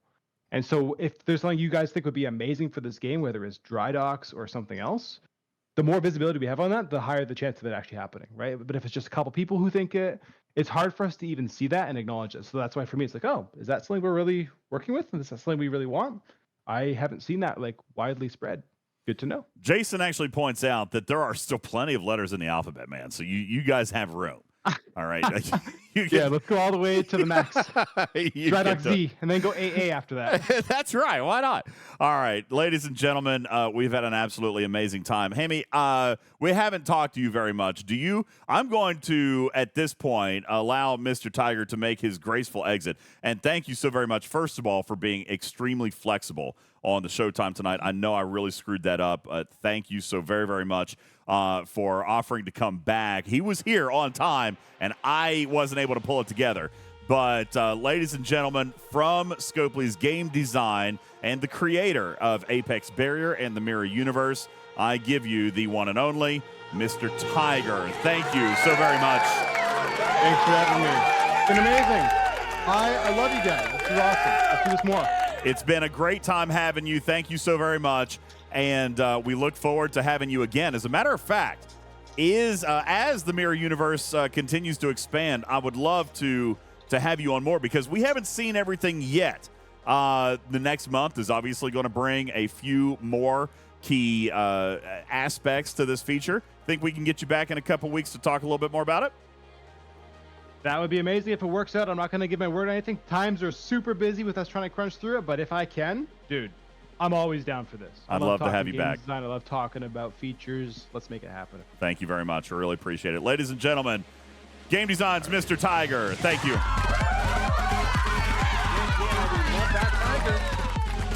All right, Hammy, as you haven't really gotten to talk a great deal here tonight, I want to kind of come back and hit that button. Want to come back and ask if you want to hang out for a couple of minutes because I'm sure we could continue to talk to you a little bit. That was very insightful. Yeah, a little bit. And I want to thank you for putting that together because obviously I know it's always a little bit tricky. It's always a little bit challenging when we go that deep into the organization, right? To grab game design. The people up at legal are always a little bit nervous about me because I'm kind of a wild card, just a rebel without a cause, doing crazy things with their staff on the stage. But I appreciate you putting that thing together. How have you enjoyed the Mirror Universe here so far? I know you said you've played it a little bit. Yeah, I've played it a little bit, and I've enjoyed it so far. Basically, what we saw over on official Discord was kind of a lot of, I think, a lot of confusion and frustration with the early impressions of just kind of complexity of it. And I think that as players start to settle in and really explore it, we've seen people come around. And I'm not saying that the frustration has gone away by any means, but I'm starting to hear from more and more players that they are appreciating it. And I personally think there's some really great stuff in there. The research tree is great. I like the mechanic of the 20 minutes, even though I know it's a little bit short and traversing between systems has been kind of a pain point that's been raised.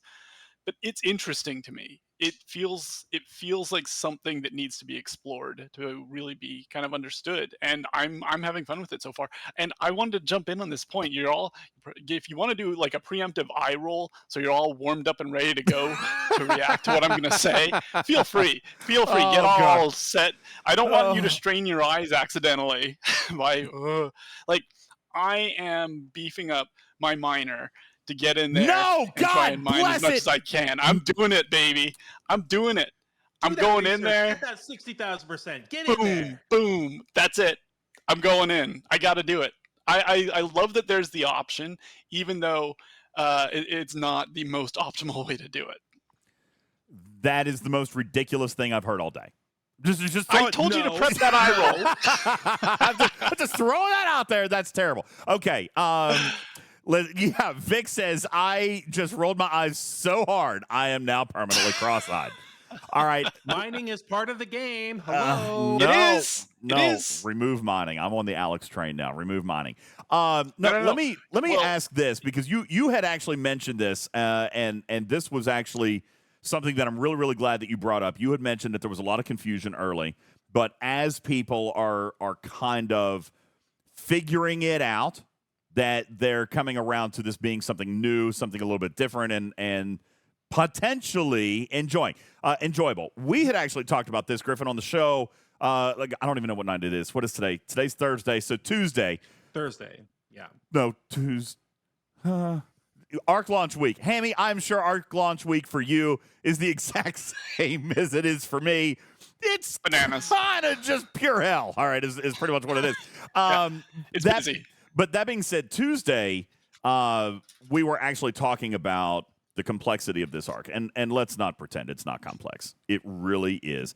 Yep. And I do believe that I'm in the minority when I say I love overly complex. I love super mechanical. I love trying to solve the puzzle. I love trying to figure out the riddle, so to speak. Most players don't like that. But I made a claim on Tuesday that the vast majority of players, like Voyager, like Borg, like Monaveen, the vast majority of players were going to have a decent / solid understanding of how this feature works within a week, 10 days. Mm-hmm. Do you expect there to be as much frustration or as much outrage or anger about the arc 10 days from now? Are we just not giving it enough time? I think a little of both, actually. I think there will be always some players that will just not connect with this arc. I get that. Like that will always happen. I have, just based on my conversations that I'm having on official with a lot of these players, I think a lot will come around on it given enough time to explore. So it is, when something is this complicated, it's, I think it will be a little bit divisive, especially at first. There will be some players that will just absolutely not want anything to do with it because it is so much to take in, especially if you include what the Apex barrier on top of everything else. But I think that this kind of, and this might sound a little bit crazy, but we have some months where content kind of trails off a little bit and it gets a little bit quieter about week 3, week 4 about that. I think maybe some of the complexity and the depth of this could drive interest for a little bit longer than your average arc. Vic expects this to be, and I think that's a dangerous comment. Vic says, I expect this to be like Forbidden Technology. Things will improve eventually. But here's the problem with that, Vic, is that Forbidden Technology never improved for the free-to-play community. Forbidden Technology improved for those who purchased some of those exclusive Forbidden Techs. But I remind you, the bug, the whip, you saw that. I know you saw that, Hammy, but there's a bug, and I got it. Get him. Got him. Get him. Anyway, yeah. But the Q's Hostels, Forbidden Text, the Ferengi Whip, these are things. And I know you and I have talked about it, and we've talked about it on the show.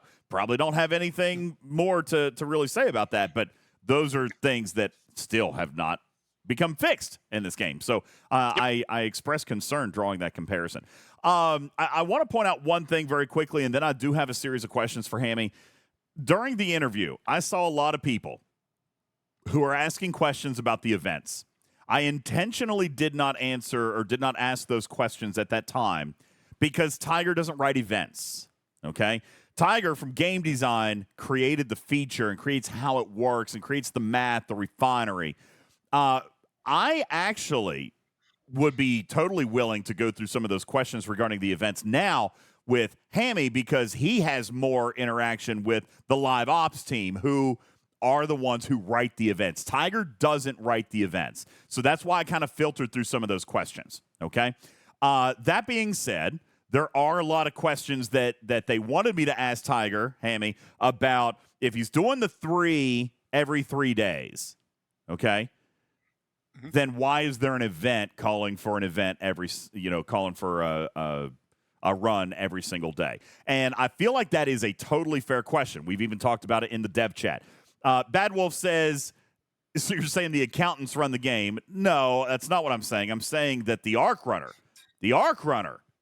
writes the events. We know that, okay? But game design wrote the feature. And I do agree, Hammy, that there could have potentially been a little bit of a disconnect there. If there was going to be sourcing of those vouchers every 3 days, certainly probably shouldn't have been an event that ran every single day. Don't you agree? Well, and I can talk to events kind of on a limited level right now, as far as especially what you're talking about with using the vouchers every day. I think that we have made a few pivots to source the vouchers a little bit better. Like through Saturday, we are now adding, I think, about 300 a day and a number of Rift keys as well to at least help get players used to it. And that was, honestly, I was really glad that we saw that, because if there was ever arc where a player needed to explore the new content more, it's this one. Oh, for sure. And giving the extra vouchers, giving the extra Rift keys will help with the events, that require using 1 a day.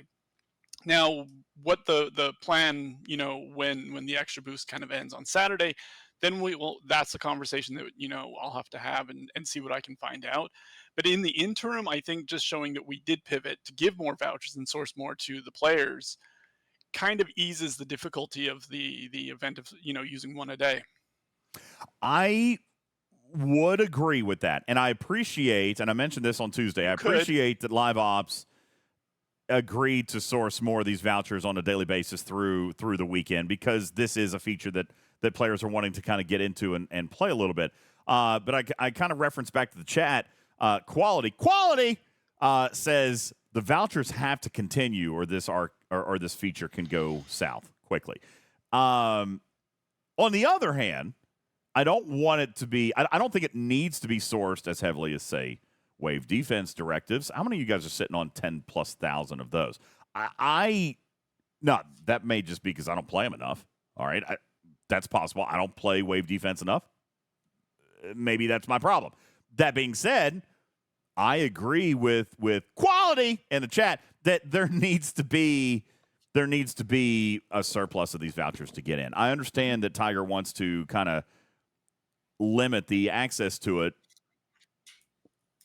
and I understand that from a perspective of protecting players from themselves, Hammy, right? Like we've talked about that in the past. Even Echo has said, if players can, they often feel like they have to.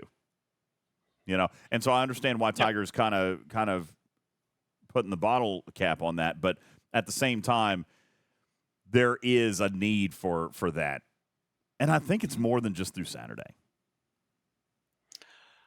You know what? I'm happy to take this back and see what we can do, because I think that, like I said, I think for an arc like this, giving the players enough tools to explore it and really and compete in events as well is something that will benefit everybody in the long term. But again, I can't promise it'll extend past Saturday, but this is definitely great feedback that I can take back. All right. Appreciate that. Doberman is asking about the cargo versus the chest. And I guess maybe having a little bit more question about the math. And I know that probably would have been a little bit more of a Tiger question.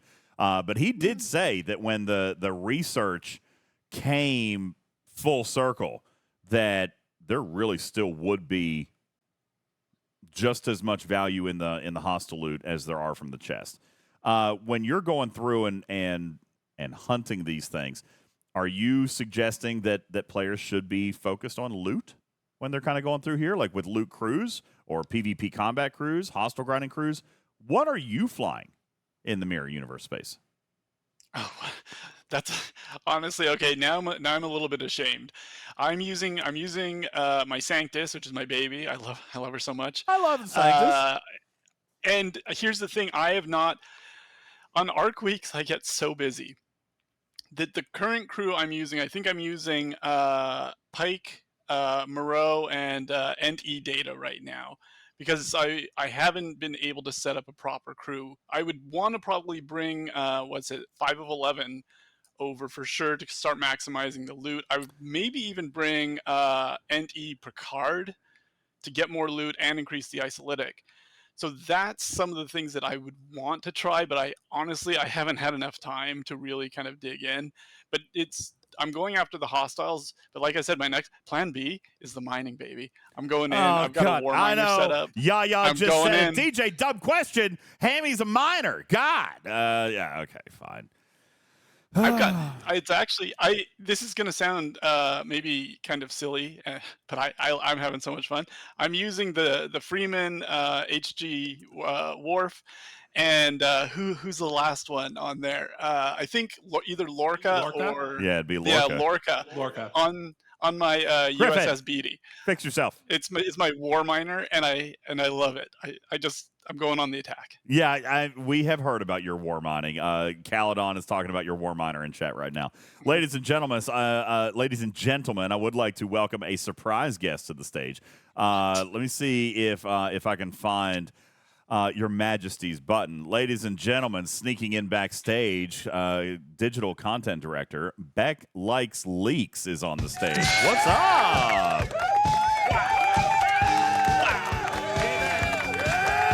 Beck, you're muted. See, it's not just me. It's not just you. I know. Beck snuck in backstage here a little bit. Okay, Andy asked a good question while we're waiting on Beck to fix, because you're backstage. Yeah, hit the mute button. Are you not going to come out? You're not going to come out and say hi? I know you said you were hiding, but I assumed you told me because I was able to invite you. Come. Anyway, there she is. You're muted, though, so you click on the little button. Almost. No, she's still muted. You know what? Whenever you figure that out, just pop in, and it's on. No, it's on Stream Together. It's not. It's on. Yeah, Griffin, help her.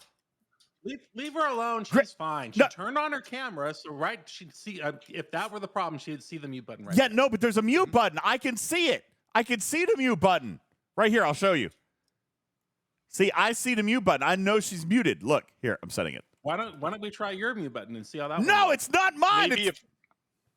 Maybe if I mute myself, it will let her speak. So let's try that. That's not how it works. I guess it didn't work. Yeah, no, not really. All right. Anyway, she's still backstage, so she has to hit join the stage, and then that will turn her in color, and then that will turn her microphone on. I think that's what's cool. Okay. Well, you can join the stage. I'm not using any other the camera slot. See, Griffin's not on. I don't. What do I have to? Do I have to hit that button? Nope. It still didn't work. All right. Here she comes. Now we'll be able to hear her, I bet. The black and white was She cool. fixed it. There it is. You had to let me up here. I don't think I had the permission to just. Oh, and you're right. He does that. He's a dirty forgetter. He sees you there and he forgets that he has to push the button. I'm a dirty forgetter. I'm a dirty forgetter. Sounds about right. All right. Sounds I about was right. eating a salad. Sorry, my mic was or my screen was off. What kind of dressing on your salad? It matters. Poppy seed. Ew. Okay. I don't know why I expected anything different. Like, yeah, okay. Poppy seed. What do you mean? Do I look like a poppy seed dressing human? No, you don't. Okay. I was yes, hoping I for mean- Italian. I'm actually usually a strawberry vinaigrette type of dressing Ooh, person. tasty. Double sharps. Like, I thought you liked plants. Murderer.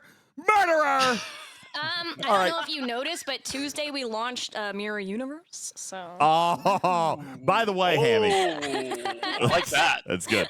Nice reply. Hammy, by the way, Thanks. I really like what you did with your screen name on Official. Have you guys Thanks. gotten to see this? Let me see if I can actually grab a screenshot of the way he's posting on Official. It's brilliant how you've got your name. it's beautiful. I'm not. Thank you. I don't even know how you did that. You know what? I gotta give full credit. There is a player named Ziggy on Official, and as like the first name I had was like Mirrored Ham or something like that, and he hit me up in they hit me up in DM and were just like, "How about this?" And I was like, "Oh my god, that's so cool!" And it was backwards, and this is what you guys can so see. cool. Yeah. Hey, General says your name is trash. No, I think it looks great. I mean, it's completely mirrored. It's completely backwards. It's actually phenomenal there. Thank you. And a lot of the CM team and the mods actually did a similar kind of thing, so we're all kind of mirrored over there. It's super cool. Yeah, very, very nifty. All right. So let's kind of circle back. We got goofy for a second. Let's talk about these events. All right, the events that are requiring us to go in daily. I know you said you were going to kind of take that back. Do you expect to see, and maybe I already asked this question. I'm sorry. Now I'm feeling like I got deja vu. Do we expect to see the sourcing increase or the daily gifts potentially increase when it comes to, at least throughout this month, with the vouchers? Because there's more events to come, right? Just through Saturday may not actually be enough. I don't think I've heard of anything at this point, the increasing sourcing past what we're already doing until Saturday, which is what I can follow up on. But as far as the increased sourcing, don't think I've heard anything at this point. All right, fair enough. We did ask the question, and I know this is probably a slightly unfair thing to ask, but for clarification, I don't like that lead-in. Well, it's a question. Yeah, it's neither not. do I. It's a question Come that's on. not going to have a positive answer, but you have already answered it, which is have there been any changes to the plans for the solo leaderboards that are presenting this coming weekend with regards to any bracketing? Yeah, I'll tell you just what. Can't help yourself but ask that question every time. Just letting I'll people tell you know. what, Just letting my people know I haven't forgot about it. That's all I'm saying. No, and honestly, I haven't forgot about it either, and I don't think the rest of the CM team has forgot about it. I can say that just today in a meeting with kind of the bigger team that we did raise breaking up the brackets, giving G5 its own thing, because we got a massive positive response from the test we did last week. Like that was that last week or the week before?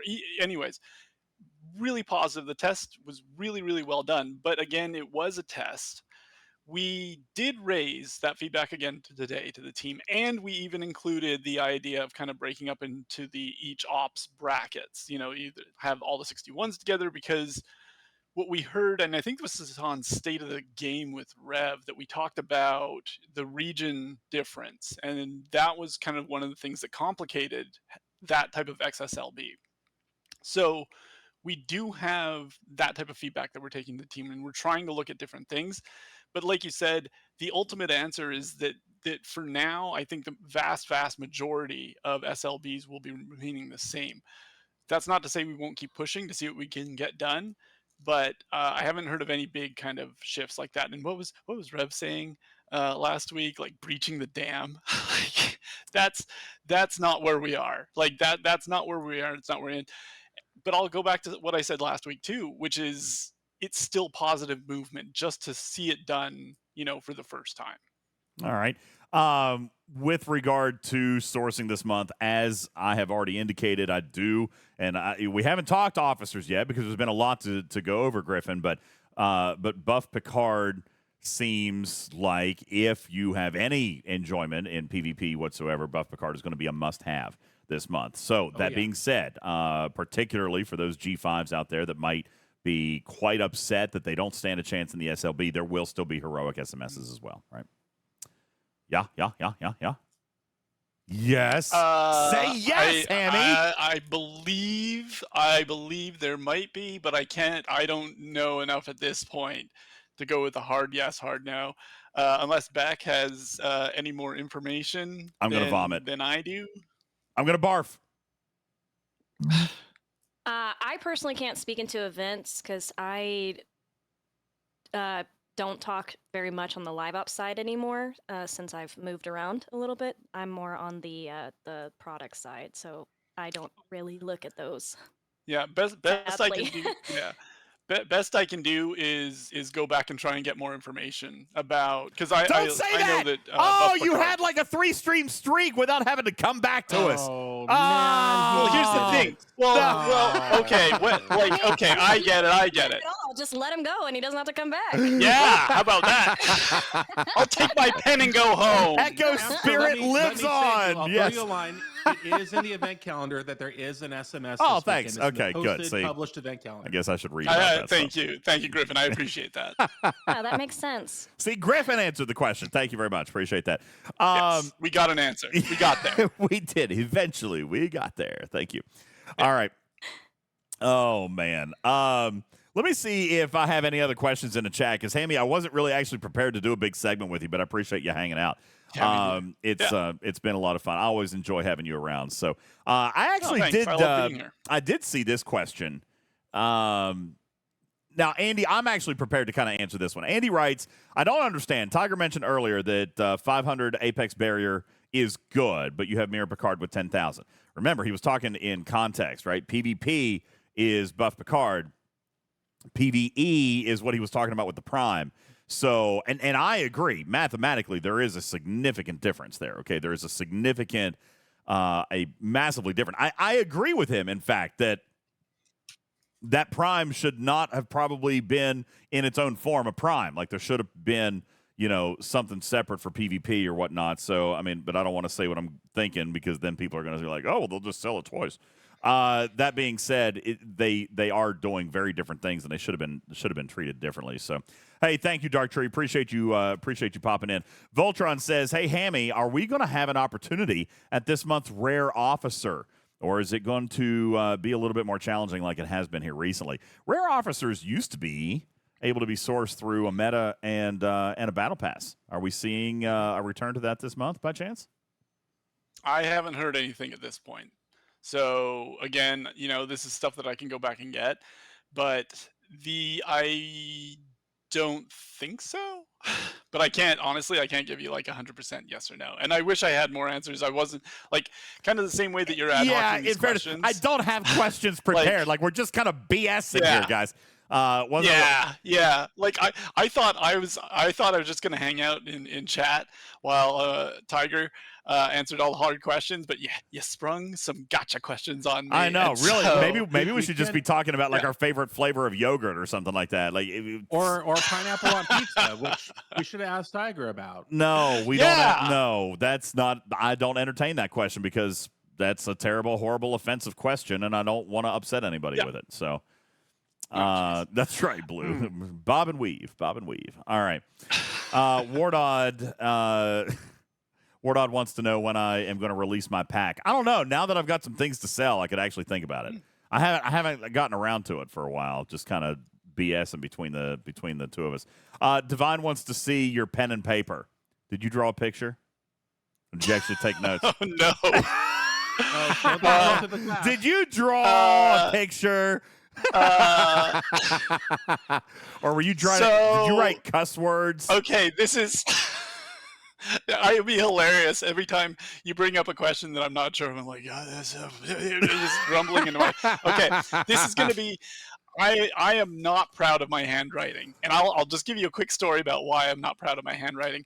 Like way back when I was a lad, I saw like a fork in the road when it came to handwriting or just getting good at typing. Right. And I chose to believe that computers were the future. So I picked that path. As a mutually exclusive. Oh, no, they are. No, they are back. I've done a lot of research into this. Oh, clearly. They are mutually exclusive. Yeah. You can have good handwriting or you can be fast at typing. You can't. There's no crossover there. Like the Venn diagram, completely apart. So that being said, as my typing skills improved, as we all know, my handwriting just deteriorated more and more because that's just natural, right? So I have been taking notes. I'm not quite sure what the second one is. Oh wait, that's not even. You can't Okay. even read Oh, your only note. That's No, like your lunch. No, order I for took a tomorrow. note. Okay, so here's the thing. The thing in the middle isn't in reference to this question answer, so I need to block that because it is potentially really good news, but it was just raised in a meeting today, and I want to try and push to get it due, but I can't. Do you have a sticker, Hammy, that you can just? Obvious. I found There's this- Beck trying to keep us Tell you all what. from having a good time. Listen. All right. I All am right. the ruiner of fun. We know this. So I'm actually in the process of moving, and I'm finding all this random junk in my apartment that I should have thrown out years ago. I have this Fandango gift card that I will use. Okay. So if we can read this, this is going to be. I don't know how this is going to go. Oh No, we my can't read that. God! Oh. That There. what? Somebody grab a screenshot of hold that. on. Hold on. Yeah. That There is are the 3 handwriting. words per line of your handwriting. That Yeah. is 3 words per line? ridiculous. Yeah. All right, in the graphics room, for those Look. of you not in the live audience right now, Beck looks That's horrified. unbelievable. that Look, first off, I would just like to say I'm not proud. I'm not proud of my handwriting. I'm not going shouldn't around. You Yeah. shouldn't be proud I'm of not. that. I'm not going around putting this on my resume. Oh, great handwriting. No. It's my secret shame. I take notes. Nobody ever has to see my notes, and now we know why we shouldn't ask to see Hammy's notes anymore. So I think this is a valuable lesson that we've all learned. Schwag, he's got a laptop. He's got one. But He's got one. I can't. No. I can't type and talk at the same time. I need to use the pen. The pen works because I can. We can go asked him to fast. use the pen because his mechanical keyboard sounds like angry, violent typing. That's why he Boom. writes his notes during the live stream. So. yeah, Griffin knows what I'm talking about. that's right. At least it was Thanks. large enough that you can see it on screen. Sure. I You can see write that from so the large. ISS space station. You write so large that there's like 3 words per line. Like that. Yes. 3 words per line. That's what I said. No, the That's wild. two big takeaways from this. The first one I wrote was there's no trillium drops until level 47 for the hostiles, and I'm going on to follow up on that. The second one was keep the vouchers flowing, which is something else I want to circle back on. So those are the key takeaways that I've had so far. Killing purple should be on that list somewhere. Oh yeah, Killing let's do killing purple. Yeah, put that on top. I'm only taking up 2 lines for this, so you're welcome. How many lines would it take for you to write cephalocask? Would that take a whole paper? That would be the whole notebook. Oh my God. Yeah, there's not enough paper left for that note. All right. Yeah, that's good. I'm also doing buff Picard sourcing. So I was actually asking this question, or I was thinking about this question when you guys posed it in the chat. I see it in the chat now about adding time to the timer each time you jump inside Mirror Universe space. You know, I mean, that sounds like a good idea, but I actually don't think that's a good idea. Now, crazy enough, hear me out. I believe, and we didn't get a chance for Tiger to talk about this in great detail, but Beck, you and I actually talked about this prior to ARC launch. I believe that the 20-minute timer is a blessing in disguise to players who find it difficult or are used to being griefed or camped out. Because that 20-minute timer prevents people from staying in there too long to take care of people. Not only that, when you have to choose what you're doing with your time. Yeah. I mean, it would be massively strategy. It'd be massively expensive for people to actually stay in there. Now, I'm not saying that there aren't players that are doing that right now. I'm not saying that there are players who are spending money just to go in there and try to mess with people. But that is just simply not sustainable. You know, so I understand that there's events right now, most likely wouldn't happen. I mean, because if we're being very real, the whole point is to have, you know, a time, like a time frame. And the second that you start adding timers into that, there's a potential for you to be in there like forever. You know, you're just like, Yeah. I figured out how to extend my time by doing X, Y, and Z, and I'm just going to keep bouncing around and keep doing this, and then I am the problem. You know? Yeah, and So, if you add time for every time that you move around, then that actually does kind of undo some of the progress that might be made by that timer. When we talk about, when we were talking about the avoidance factor back at the very beginning, when we started looking at this, I looked at the 20-minute timer as encouraging avoidance technique. Now, I know that sounds crazy, but there are ways to play inside space. As Tiger kind of mentioned, someone was chasing him, right? Well, he had to move and he had to warp around, but he didn't do everything that he could do. There is the opportunity then to cloak. Cloaking. Not only cloaking, though, but then being able to leave that system, all right? And if you look, there's a ton of, I don't want to say redundant systems, but Griffin, the spider web of systems is intentionally large, and I believe that it was designed that way on purpose. I believe that it was designed that way so that you could go left and your enemy could go right. You could literally lose them. Hammy just ran. You okay? He's demonstrating. He went right. We're going left. What just... Hammy, are you alive? Hammy! You good? Oh, his laptop is probably about to die. Honestly, you're so close, Beck. You're so close.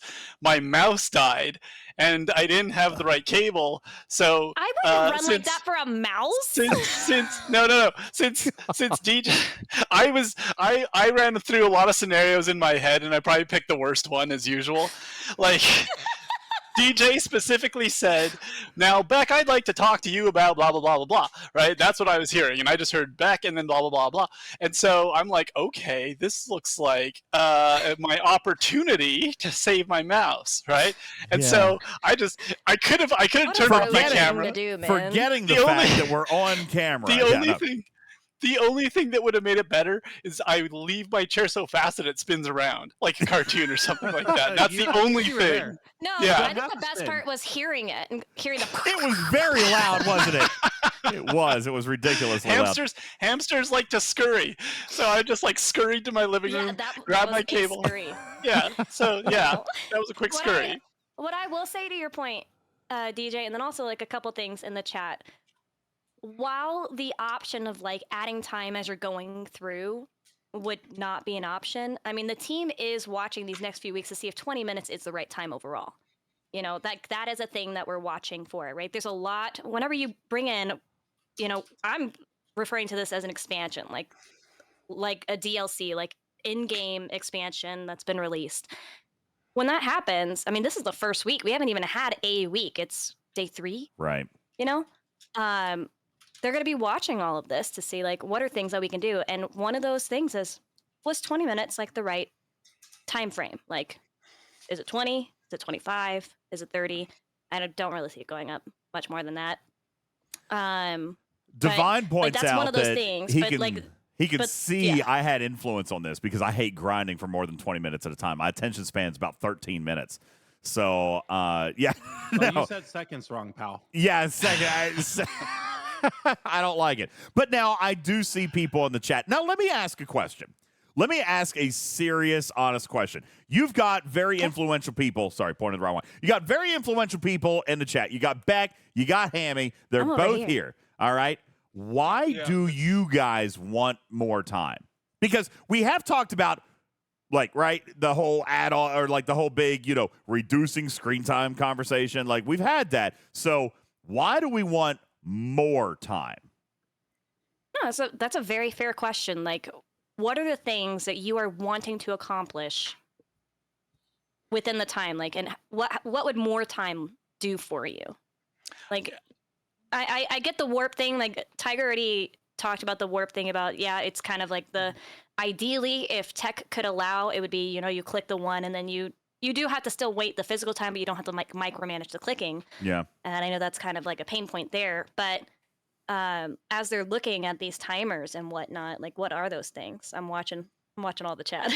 Yeah, and I'm kind of looking because, for example, Jade says it's only 14 minutes left by the time I get to the zone to kill hostiles. Now, let me just ask a crazy question to you specifically, Jade, because I'm in that same boat. It's about 14 minutes when I get to the system that I was going to. Now, in my case, the run that I made earlier today, I went to, oh gosh, I have to look at the chart. I went to the 61 uncommon today so I could get some Trillium D. That was Velada. I went to Mirror Velada today. Now, I made 2 runs. The first run I did with a hostile killing crew because I was running science. I did a hostile killing crew.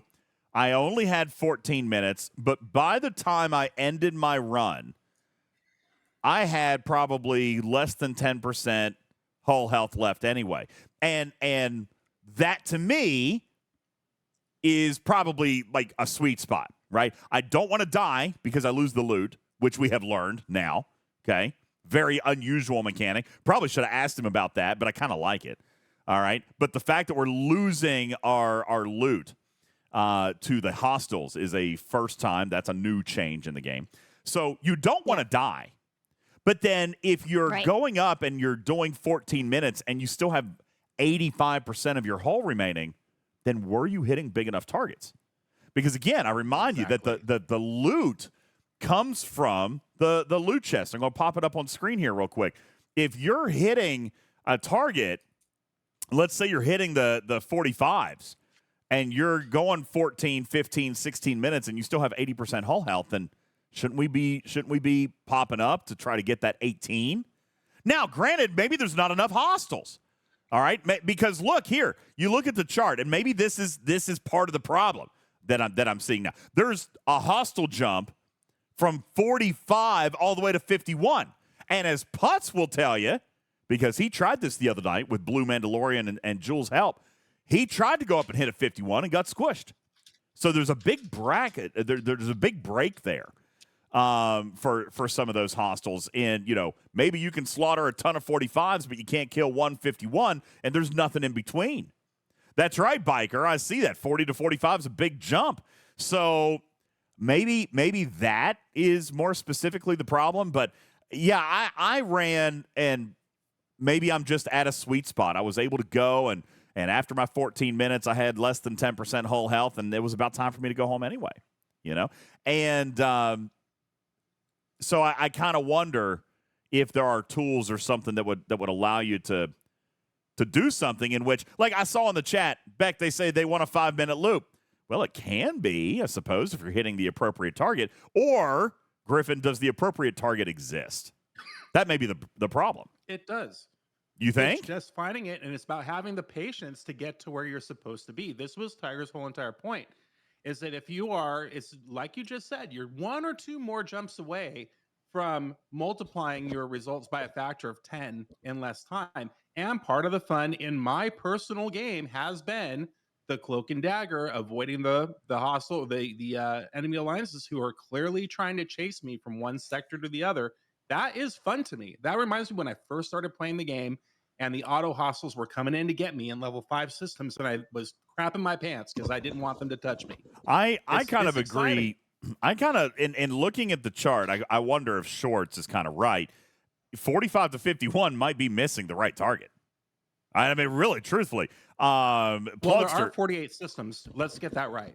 It's not a 45 to 51. But it's okay. So it's uncommon. It's uncommon. Therefore, they can't get the Trillium A that they need. Okay. Not only that, but you've got warp range issues here a little bit. But yeah, no, I mean, listen, if you're looking for Trillium A, then 45 jumps to 51. That's your only option there. All right. And if you're looking for Trillium D, then yes, you can do that at 47, but you need both. You know what I'm saying? You need both. And if you can't kill a 51, I feel like there might be a little bit of a hole there. 45 to 51 is a pretty large jump. Andy points out, I can kill the 61s all day long, cannot kill a single 68. There's big jumps in here, the way that these, and I'm sympathetic because I understand some of the time constraints that these guys have. Tiger probably would have written a lot more hostiles if he had the time to do so. But They don't have the opportunity to do that. Guru says, why do we need so many 45 systems? Now, that actually draws me back to what I was originally saying, Guru, before Hammy nearly knocked over his desk. The avoidance mechanic. Okay? It's a bit dramatic. The whole thing shook. The avoidance mechanic here, I believe, allows for you to cloak and go to a system. You know, like in the old chase cop movies, Hammy, like, I think I lost him. Yeah. Right? Like, I think I lost him. Like, you turn left, they turn right. You've got the opportunity to actually shake your tail. All right? And I feel like that's why there's this spider web. I feel like that was the reason that there's a lot of systems and maybe less time to design the hostels, because he was actively designing an actual escape mechanic. And Retrieving says, or Apollo says, you pay for each turn. And I know that, but let me say this publicly. Now, I've been wrong on things before, Hammy. All right? I have been. But Griffin, I want to come back and ask the following question to the community about tally exos and how we all complained that there weren't enough of them, and now how many thousands exist. I am going to make a Dark Runner, by the way. I'm going to make a very bold claim. We are on day 3, Spock. He says, I can't go to another system. I barely have enough juice to get to the system I need. I get it. I'm with you. It's day 3. I am telling you, mark my words, by day 30, you guys will be, I'm telling you, I've mapped this thing out. You're not going to be short on keys. You're going to be short on vouchers. Okay? It's not the keys. I get the keys are a little bit of an issue right now, but they're not going to be. It's going to be the vouchers. Mark my words. All right, I make predictions like this every now and then, but yeah, Blue Mandalorian says, give it 3 months, you'll forget you complained. Yeah, the Rift keys are not going to be the problem. It's going to be the vouchers. Okay, it's going to be the vouchers. Which I can say, like, that's a very active thing right now. Again, like you said, it's day 3. So it's you know, seeing everything really in action, I don't know if we necessarily anticipated, I'm probably saying this very incorrectly, but there was a lot of engagement, like, immediately for this, and people just spent everything, you know? And like what Tiger was saying, it was intended to be, you know, like, to not feel like a grind. There's a reason it was spaced out the way that it was. You know, it's supposed to be a trip a day. You know, you get 3 trips every 3 days or whatever. And people immediately were like, I want more, which I think is good. They'd already planned on doing a gift because they really wanted that first week to be, this is an engagement week. There was a comment in the chat, like, how am I supposed to figure out, like, who are the right crew hostiles for me to even go to? Yeah. But that's the point. The point is not, I mean, Tiger was kind of speaking into this earlier, but he was saying, like, you know, a lot of the content in this game in the past has been like, you know exactly what you're supposed to do. You just go in, you do the thing, you follow whatever the instructions are, whatever. This is meant to make you figure it out. I come from a different background in terms of, like, Star Trek Fleet Command for me was the first of its kind of game that I played. I come from, like, an MMO background, and so, like, a dungeon mechanic is very normal to me, and I'm honestly, like, I'm really sad that I personally cannot participate in this one yet. Like, I'm sitting here watching all of these streams and, like, taking all the info. I'm watching the play test, and I'm like, I really want to play it because I like that sort of thing. I like that feeling of, I have X amount of time to figure out what I want to do. Now, granted, everybody knows I'm not really into PvP, so I would be playing the avoidance side of things. I'm more of a, like, hoarder, get everything that I want and get out before a timer ends sort of person. Like, that's how I play those mechanics. But everybody's different. All that to say, this week was supposed to be figure it out. You know, we're not going to, like, give you all the answers. You know, I think somebody had even asked DJ, like, your stream the other night, they said, it would be really nice if someone just told me what to do. It's like, what? Yeah. But for this one's not, that's not the point. you know. Yeah, there are So- players that are like that. Now, Andy brings up a comment, and I'm gonna lovingly and jokingly mock your comment, Andy. He says, Beck, but you have daily SLBs we have to compete in. All right, first of all, SLBs. I am a loot goblin, yes. All right, SLBs are always literally. This is not a grinder's SLB. Can I just? We have two SLBs in this game. One's a grinder's SLB. The other one's a spender's SLB. This is the latter. Okay, Andy's like, I need to win. Okay, well then swipe that card. Scopely thanks you for your business. All right, the daily SLBs. Come on, guys. Come on. Now, the daily SMSs, I do think there was a little bit of a disconnect there, especially, that's like opening, like giving your kid a Christmas present and saying, all right, don't open it until New Year's, with the chest. But I think Live Ops came back and fixed that by offering out the gift chest, okay? So I'm not going to necessarily harp on that. But the SLBs, guys. Divine says, why SLB after SLB after SLB? Do you really have to ask that question? I mean, come on. It's not a nonprofit charity we're playing for here, okay? They're going to make their money. And for the record, I don't care about that. I've always said SLBs are one thing. They're either grinders or they're spenders. This is clearly one or the other. You just decide, all right? If you want to do it, buy more packs. If you don't want to do it, then cool. All right? But you can't gauge the success of an event based on whether or not it lines up with the currency that you're getting. That's on you to play it out. So why SMS after SMS after SMS? Now, that might be a little bit better of a question, Retrieving. That is a better question. All right? I'm not going to complain about the SLB, Rhino. I don't think that's unfair. The SLB is for spenders. The SMS, on the other hand, I feel like that's a very legitimate concern. That's a real question. That there was some disconnect between left hand and right hand when writing events and looking at the sourcing of these tokens. Now, I also want to clarify this. Very quickly, somebody asked, how are we supposed to stockpile the Rift keys if there's such a low cap? Let me be clear. There's not a cap on keys. There's a cap on vouchers.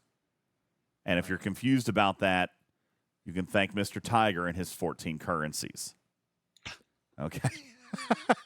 He loves his currency. All right, the Rift keys. Let's be very specific. The vouchers are what you use to get in to Mirror University. Okay, or Mirror University. Mirror University. I love that. Mirror University. That's where we're going. Mirror University. I'm gonna enroll in Mirror U. Yeah, there you go. The common keys have a cap. Okay, what they're common, guys. They updated the refinery to show. Okay, you serious? The keys are capped too. All right, I'm gonna look. If you guys are messing with me, they're not capped. Look, where are you talking about that the keys are capped? The vouchers are capped. I don't see a cap on keys. No, There's a cap. No Yeah, there's. Okay, I see what they're talking about. For the daily gift of 500 common keys, that is capped. But you know what isn't? All right, what is not capped is you going into your Trillium D store and using that Rift key exchange. That is not capped. Okay? And I believe that's the same as for vouchers. Like there's a limit on the daily, maybe it's vouchers too, because I thought I was talking to Tiger about Oh, no, this the vouchers earlier. have a cap. They do. Okay. I've got some updates from Live Ops, but to this point particularly, they said that there was a cap on Rift keys, but I guess the label was off for a couple days, but that's since been fixed. Yeah, I am seeing a label here that says max common Rift keys 600. All right, but I remind you also inside the Liquid Trillium store, you've got a key redeem bundle in here that is not limited. So they're basically saying they don't want you to stack up too many on the. See, now this is weird. Yeah, Paulo, I get what you're saying. I can use 500 in one trip. See, if they let you stockpile up to the 1,500 common keys, then I could see that making sense. But to limit the common keys to 500 and only allow the tokens to come out every 3 days, that's a problem, Hammy. That's not good. That actually doesn't make sense to me, to be honest with you. The common Right. Rift key cap needs to be 1,500 then, if you're only going to source these vouchers every 3 days. So yeah, that's actually something that I hadn't noticed till now, but that makes sense, Paulo. Thank you for the heads up on that. That's odd. Shouldn't be that way. They don't equal. One doesn't equal the other.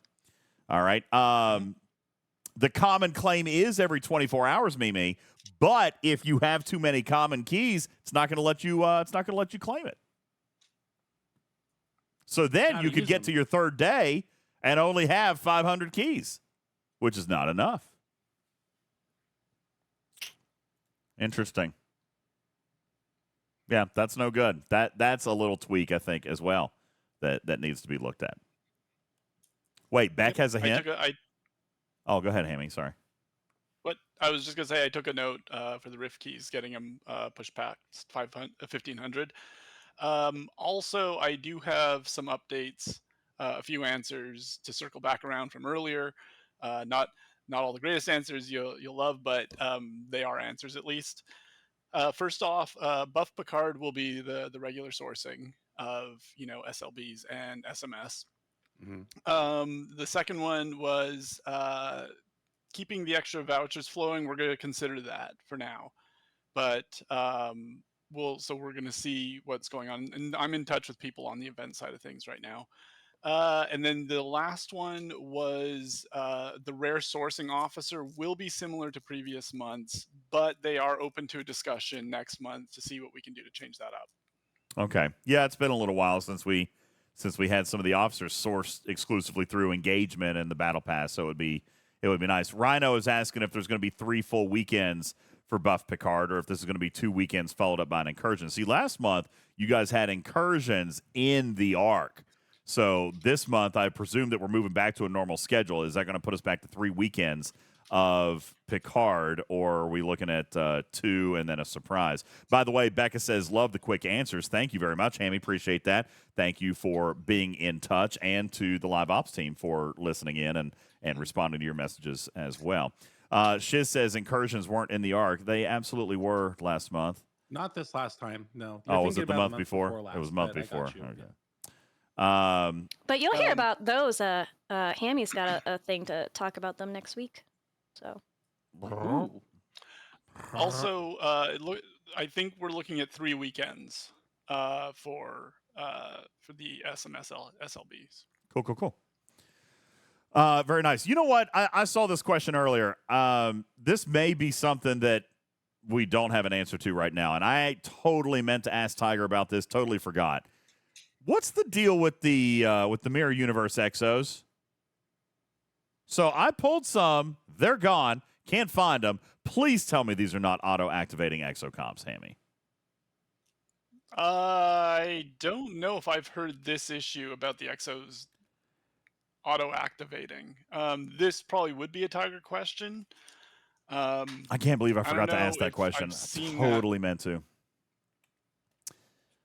Trying to remember where do we get them, guys? Show me there we are. Okay, so I actually pulled this.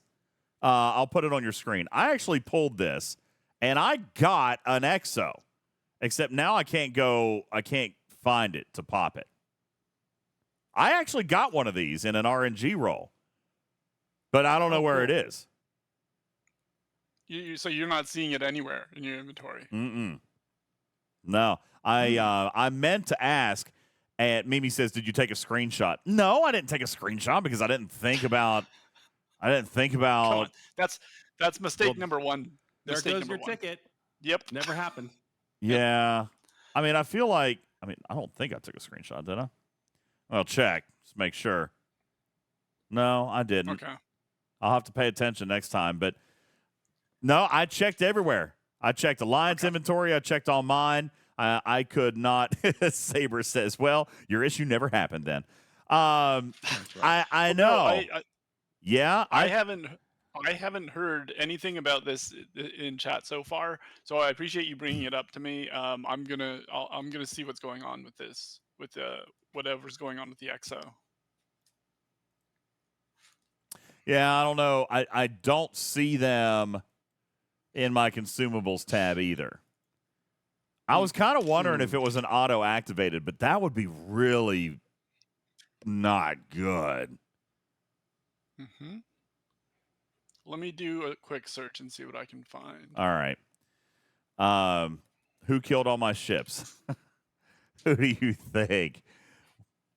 Wardod this time. Oh, I was going to say, I thought it was Jonathan Ingram. Wardod was rating me during the Mr. Tiger interview. Yeah. Yes, he was. We were all enjoying it. Lots of dead ships there. Yeah. Can I bring up a quick gameplay point to you, DJs? Sure. So while you were talking this last 10 minutes, I went ahead and popped another mirror, and I took myself all the way up to the northeast corner, which is Rami. It's a level 58 system. It's in the Upper East Side. I got there in 4 minutes. I don't know where these 8-minute numbers are coming from, and maybe it's just me, but I got there in 4. It was the first time I got to Rami, and I was surprised to find that it's filled with survey ships. These survey ships, I've been popping them. I'm just about done. I'm 30 seconds left, and I have 250,000 broken Explorer parts, 250,000 broken battleship parts, 250,000 broken interceptor parts, and these loot chests are paying out between 145 and 290 faction credits per chest. I've never seen a hostile drop that many faction credits to where I can theoretically leave this system with 7 to 8 to 9,000 faction credits by the time I'm done in my 20-minute cycle. There's a whole lot to learn in this little maze of Ith here with all these different systems and what lies within them. And it is exciting, and there are reasons to explore. So I will definitely give Tiger that. He does love to hide Easter eggs in there. Yeah, no, I did go. I love Easter eggs. Oh, I like Easter eggs. I did go to the bottom of the Galaxy tab. That was actually one of the first places I looked earlier in the chat. Thank you, Stealth Monkey. That was one of the first places I went earlier because I figured it was going to be like a tally or whatever. But no, it's not here. And I didn't activate it myself, so I don't know if it's auto activated or if there was an issue or a problem or whatever. But I meant to ask him about that. There was a small thread that we were able to track down, and I'm going to be following up on that tomorrow. So I don't think it's super widespread or what at this point, because I'm not seeing a whole lot of extra posts on that thread. But the fact that it happened to you and the fact that it happened to at least one other person, we're going to look into it. Yeah, I'll try to document it. I just didn't think that it wouldn't, you know what I'm saying? Like, and then when I couldn't find it later, I was like, well, maybe it was auto activated, but that would not be, real good design because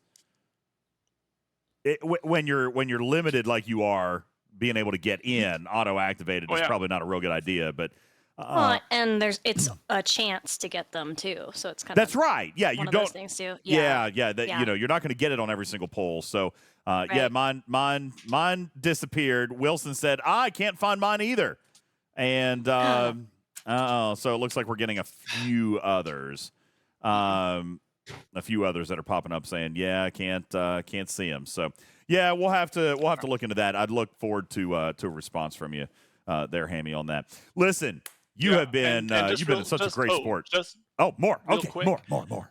Just a quick update to confirm that they are not auto activated. Okay, well then we're okay. Well, so we're going to be tracking this down tomorrow. Okay, sounds good. Yeah, they're not in my inventory either. They're cloaked. Thank you, Omicron. They're practicing my avoidance procedure. I love the cloaked. Yeah, whenever something disappears, it's cloaked. Yeah, they're it's the avoidance mechanic. See, it works, everybody. All right, there you go. Obviously, not just in real life. Yeah, it works everywhere. Listen, we've enjoyed probably our last 45 minutes, probably a little bit more than we should have. But I really want to thank our surprise guest tonight, Becklex Plants. Thank you very much for coming in, and of course also to Obsidian Hamster for hanging out longer than he absolutely needed to, and just kind of hanging out and having a good time with us. Appreciate both of you guys coming by. It's always a pleasure to have you on the stage, and it feels really, really nice and warm here when you guys come over and hang out. I appreciate it. See, the way, and thank you so much for having me. I always have a blast coming on here.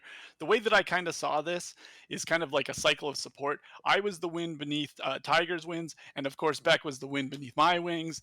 And then Griffin, you were the wind beneath DJ's wings. So lots of winds and Look, wings. man, I'm a leaf on the wind.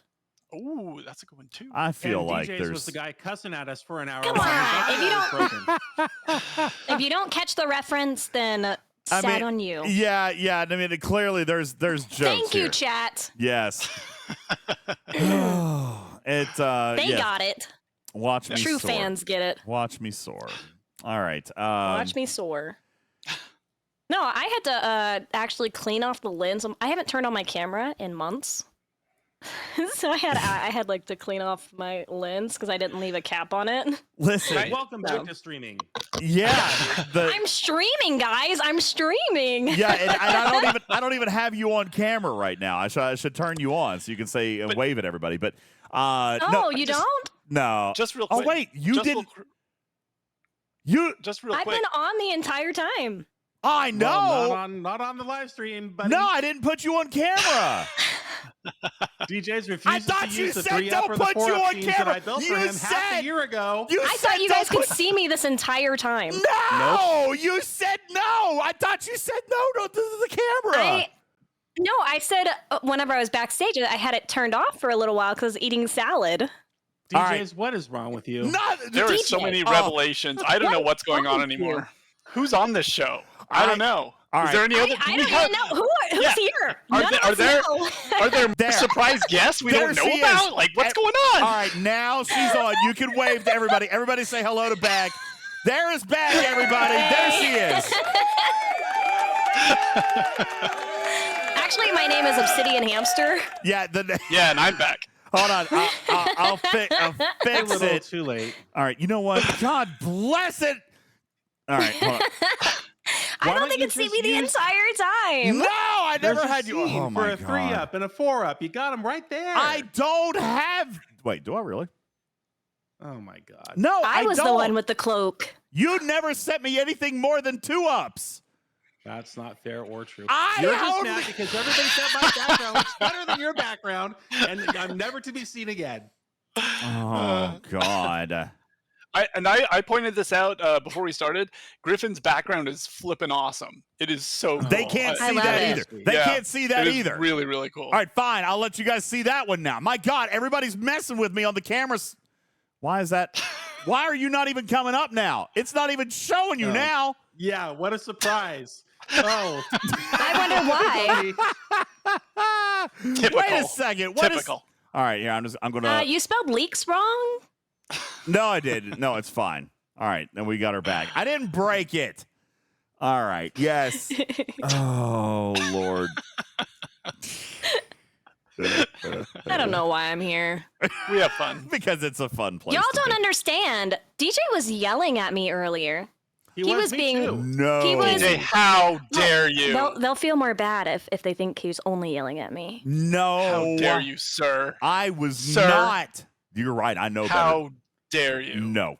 Don Zeno's absolutely Come right. on. I know No, better. you guys on are that. right. He was yelling at Sam. I So. wasn't yelling. Was not You just yelling. told me to go F myself 5 I different times. wait a second. We have it recorded. No, I did not. I mean, did you really record that? Why would you do that? yeah. It was just a sound Best- check. It was a The sound best check. clips ever. Oh my Your God. whole tantrum is going to be on freaking gold later. Don't worry. I was yelling at Microsoft is who I was yelling at. That's right, DJ's Devon. revealed. Oh, yes. He wasn't yelling at you. He was just yelling. That is very true. I was potentially doing that as well. All right, listen. He's yelling at anybody. Anybody that came into contact with him. No, Okay. Bad Wolf. I have not. So Beck hasn't been on stream, so I have not yet sent her her birthday gift. By the way, happy birthday. I have not yet sent her birthday. It's like a month late. I haven't sent the birthday thing because she hasn't been on stream yet. So This is my first stream in a long time, and it's not even Been a many. long time. Hot minute. yeah, it's It's been a long a minute. time, but I got from there to here apparently. So Ah! okay, the worst thing y'all ever did was introduce me to Trek because that's all I know now. Everything else has been deleted. Are Okay.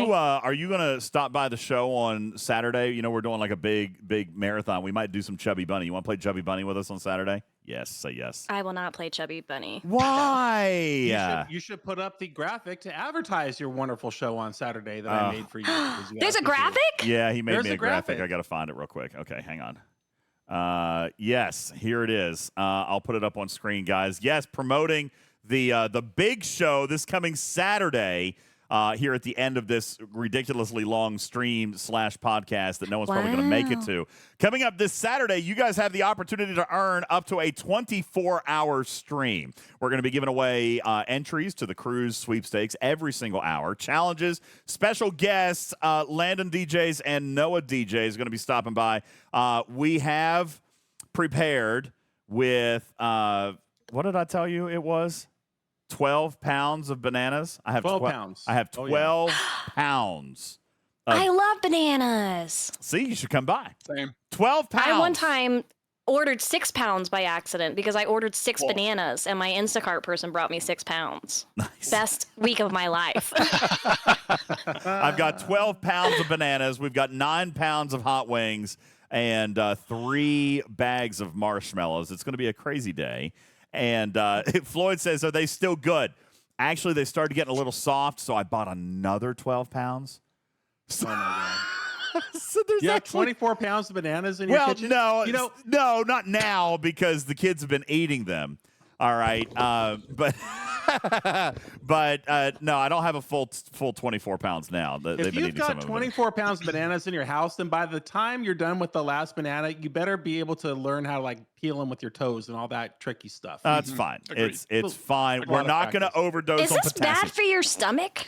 No, Do we know? Okay, so first of all, I don't know that we're going to eat all of them on stream. Probably not. What it's going to be, I'm not telling you. See, you're trying to get stuff out of me. I'm not going to tell you.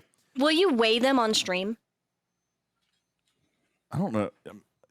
Well, I don't know if I'm going to be able to So that weigh way we them. know that they're 12 pounds? Well, here's what I actually was going to do. I don't know that I have anything that I could actually weigh them on, but I was going to peel them ahead of time. A scale, I was gonna, sir. A scale. I don't have one. I was going to peel one ahead of time and then bring them out and show them to you on the tray. I mean, there's going to be a lot of bananas, okay? So I'm going to show them. I'll show them to you on the tray, all the different bananas, because There'll be a lot of stuff coming out if you eat 12 pounds of bananas. You mean like leaks? Wait a minute. The selling point on this whole show is tune in because you're not going to want to miss the 12 pounds of peeled bananas that we got on this platter. He's literally that saying, what we're saying? come back Saturday, Beck. I've got bananas. yeah, 12 pounds peeled. 12 pounds On of a peeled platter. Sells bananas. itself. That Are sells you going to itself. do the, like, can you do, like, have, like, a whole, like, section just dedicated to bananas? Like, you got to do the song, right? Isn't there, like, the BANANAS, like, thing? Yeah. Oh, yeah, the Yeah. Gwen Stefani song. Yeah. Yeah, maybe. Yeah, Gwen Stefani. That's her name. That's what it is. Yeah, so I know, Pop.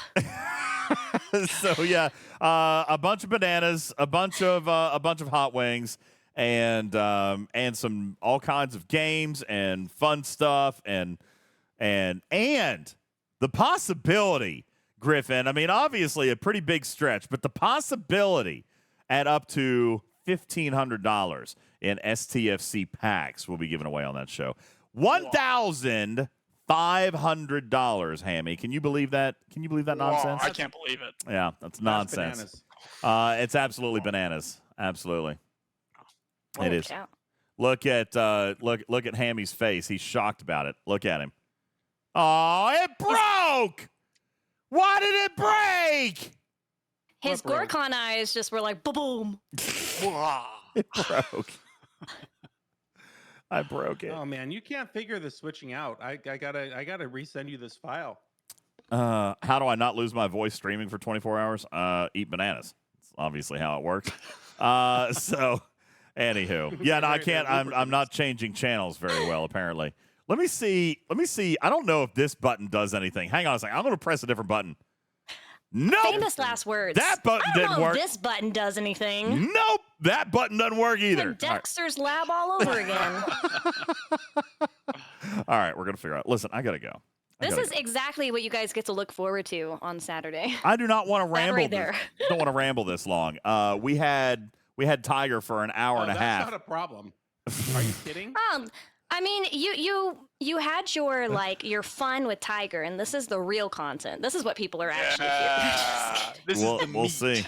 The meat and sandwich. and bananas. The meat. Bananas Did you just say the platters. meat and sandwich? Is that how you referred Yeah. to it? He, Like you he got did the say meat and bread, sandwich. and you got the lettuce, and this is the meat.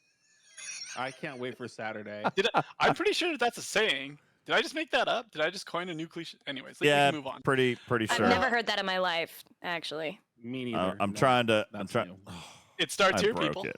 This is where it starts.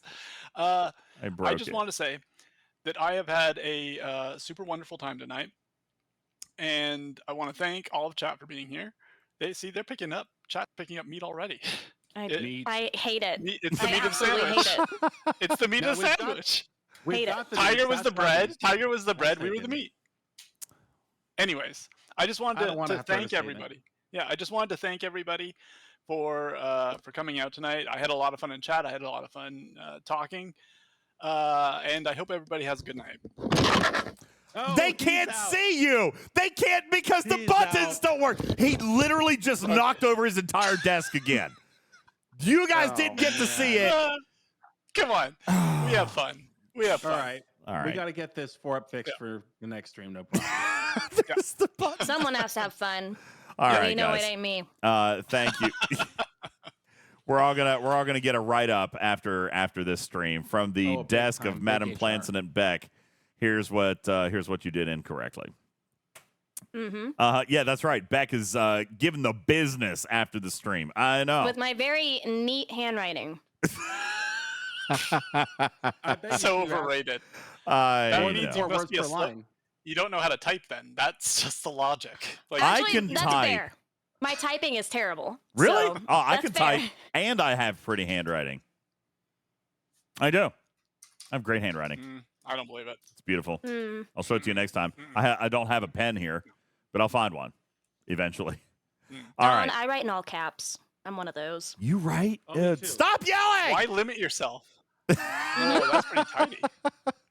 All right. What Yeah, is Beck that's eating? how real handwriting looks. It's so small. Beck, what How are do you eating? read That it? looks like some type of candy confectionery treat.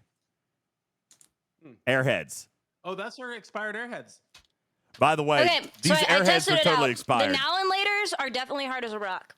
These are expired. But She bought these the candies in Airheads Are 2019. still good. 2019. Not 2019. I wasn't even in California yet. 2020. You said they 2022. expired. When does candy expire? Those candies Well, expire.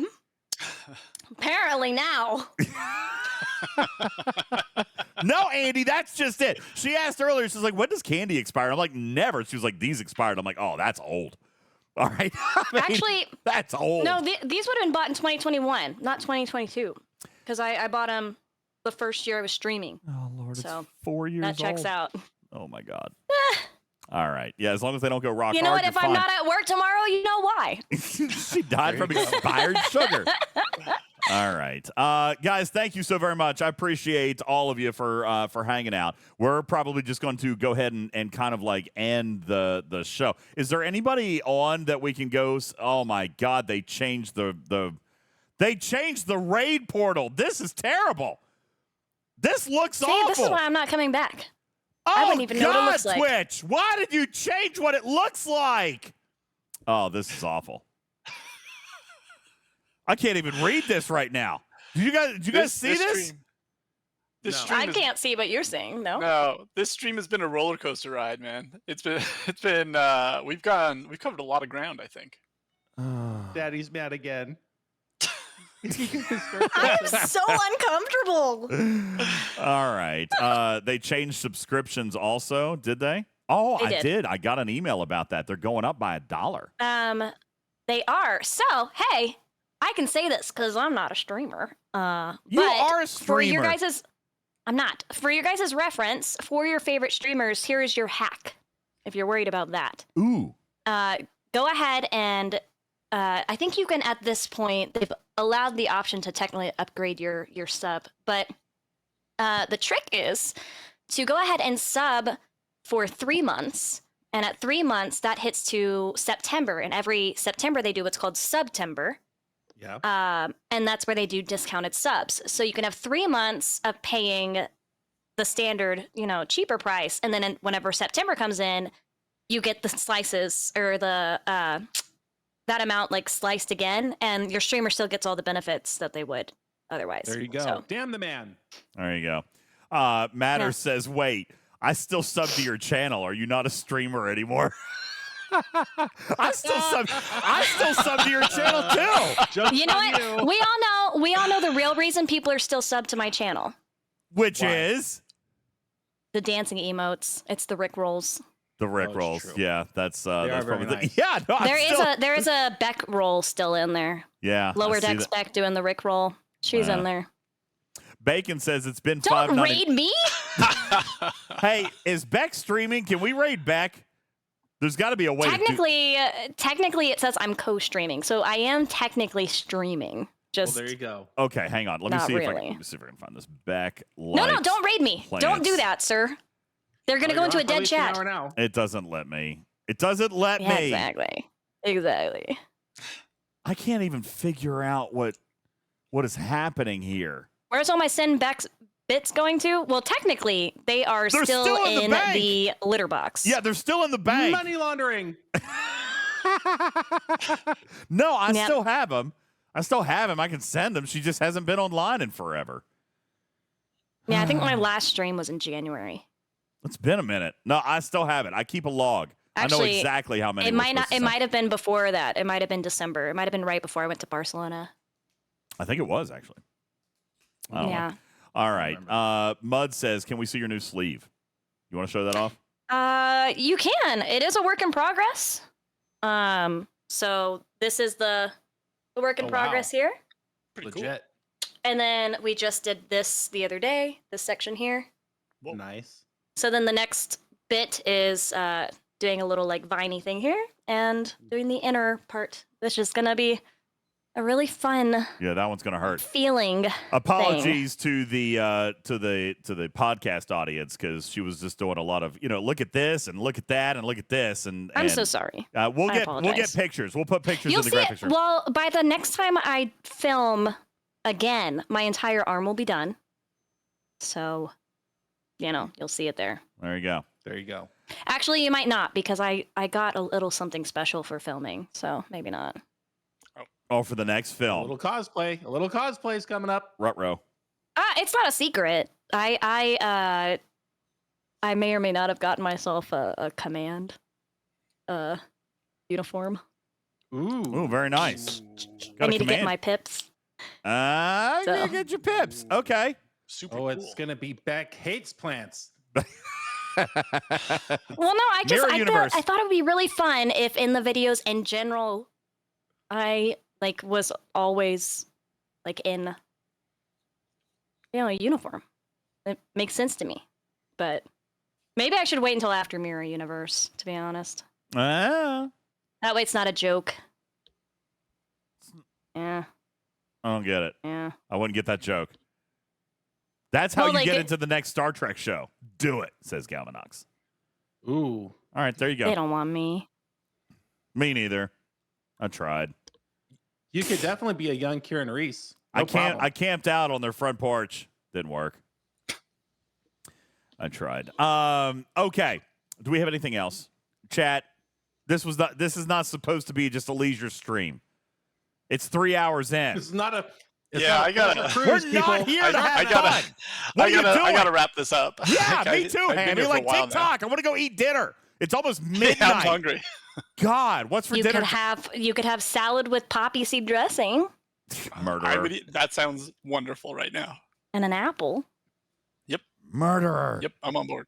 And quesadillas tomorrow night. It's almost Friday. It's 30 Yeah. minutes until Friday. 100%. Yeah. Actually, no, we should wrap this up because I realized I have a very early meeting tomorrow. I'm gonna try. I'm gonna try to see if Hammy is able to say goodnight to. Nope, we broke it. I've definitely broken it. It's you can't broken. Get him back. Oh no. I can't get Hammy back. It's broken. What have you done, man? I hit the wrong button. All right, that's clearly what's happened here. But all right, well, that's all you get. You get Beck. Okay, Beck can wave goodnight to everybody. He says that's all you get. No, I mean Beck. like we've got three Now other you're people really in on trouble, this. pal. Oh, What? Anubis man. actually. I turned on my camera the first time in 7 months. That's what I get, man. I know. Anubis the Dead asks if they can get a song on the way out, and I just happen to provide you with a song. What song? You want my? You That's you true. want your song on the way out? All right, I'll hit that button. Wow. Ladies and gentlemen, for much longer than he was contractually obligated to be here, ladies and gentlemen, Obsidian Hamster. Thank you guys so very much. And Beck All likes right. plants. Thank you guys. He's waving. You just can't see him. Yeah, he's I'm waving. waving. I am waving. He's going Yeah, that's great. Enthusiastically very waving. enthusiastically. Can't make any of it Beck work. will back me up and smiling. Look at the motion on that wrist. You know, Wow. I wonder. Hold on, I have It's a crazy impressive. idea. I have an idea. Maybe this will work. I don't know. Share your screen. Yeah, Put them on your screen and there share they it. are. There they are, everybody. Okay, there's everybody. Everybody gets to say goodnight now. Bye, All buddy. right. Good night, everybody. Enthusiastic waving. Appreciate you guys all so very much. My name is UltimatDJz. We're going to go ahead and say goodnight, and we will catch you on the next one. My name is UltimatDJz. This has been an episode of Talking Trek Live, Star Trek Fleet Command's official podcast. Appreciate you one and all. You have a great night. Peace out, everybody. Meow.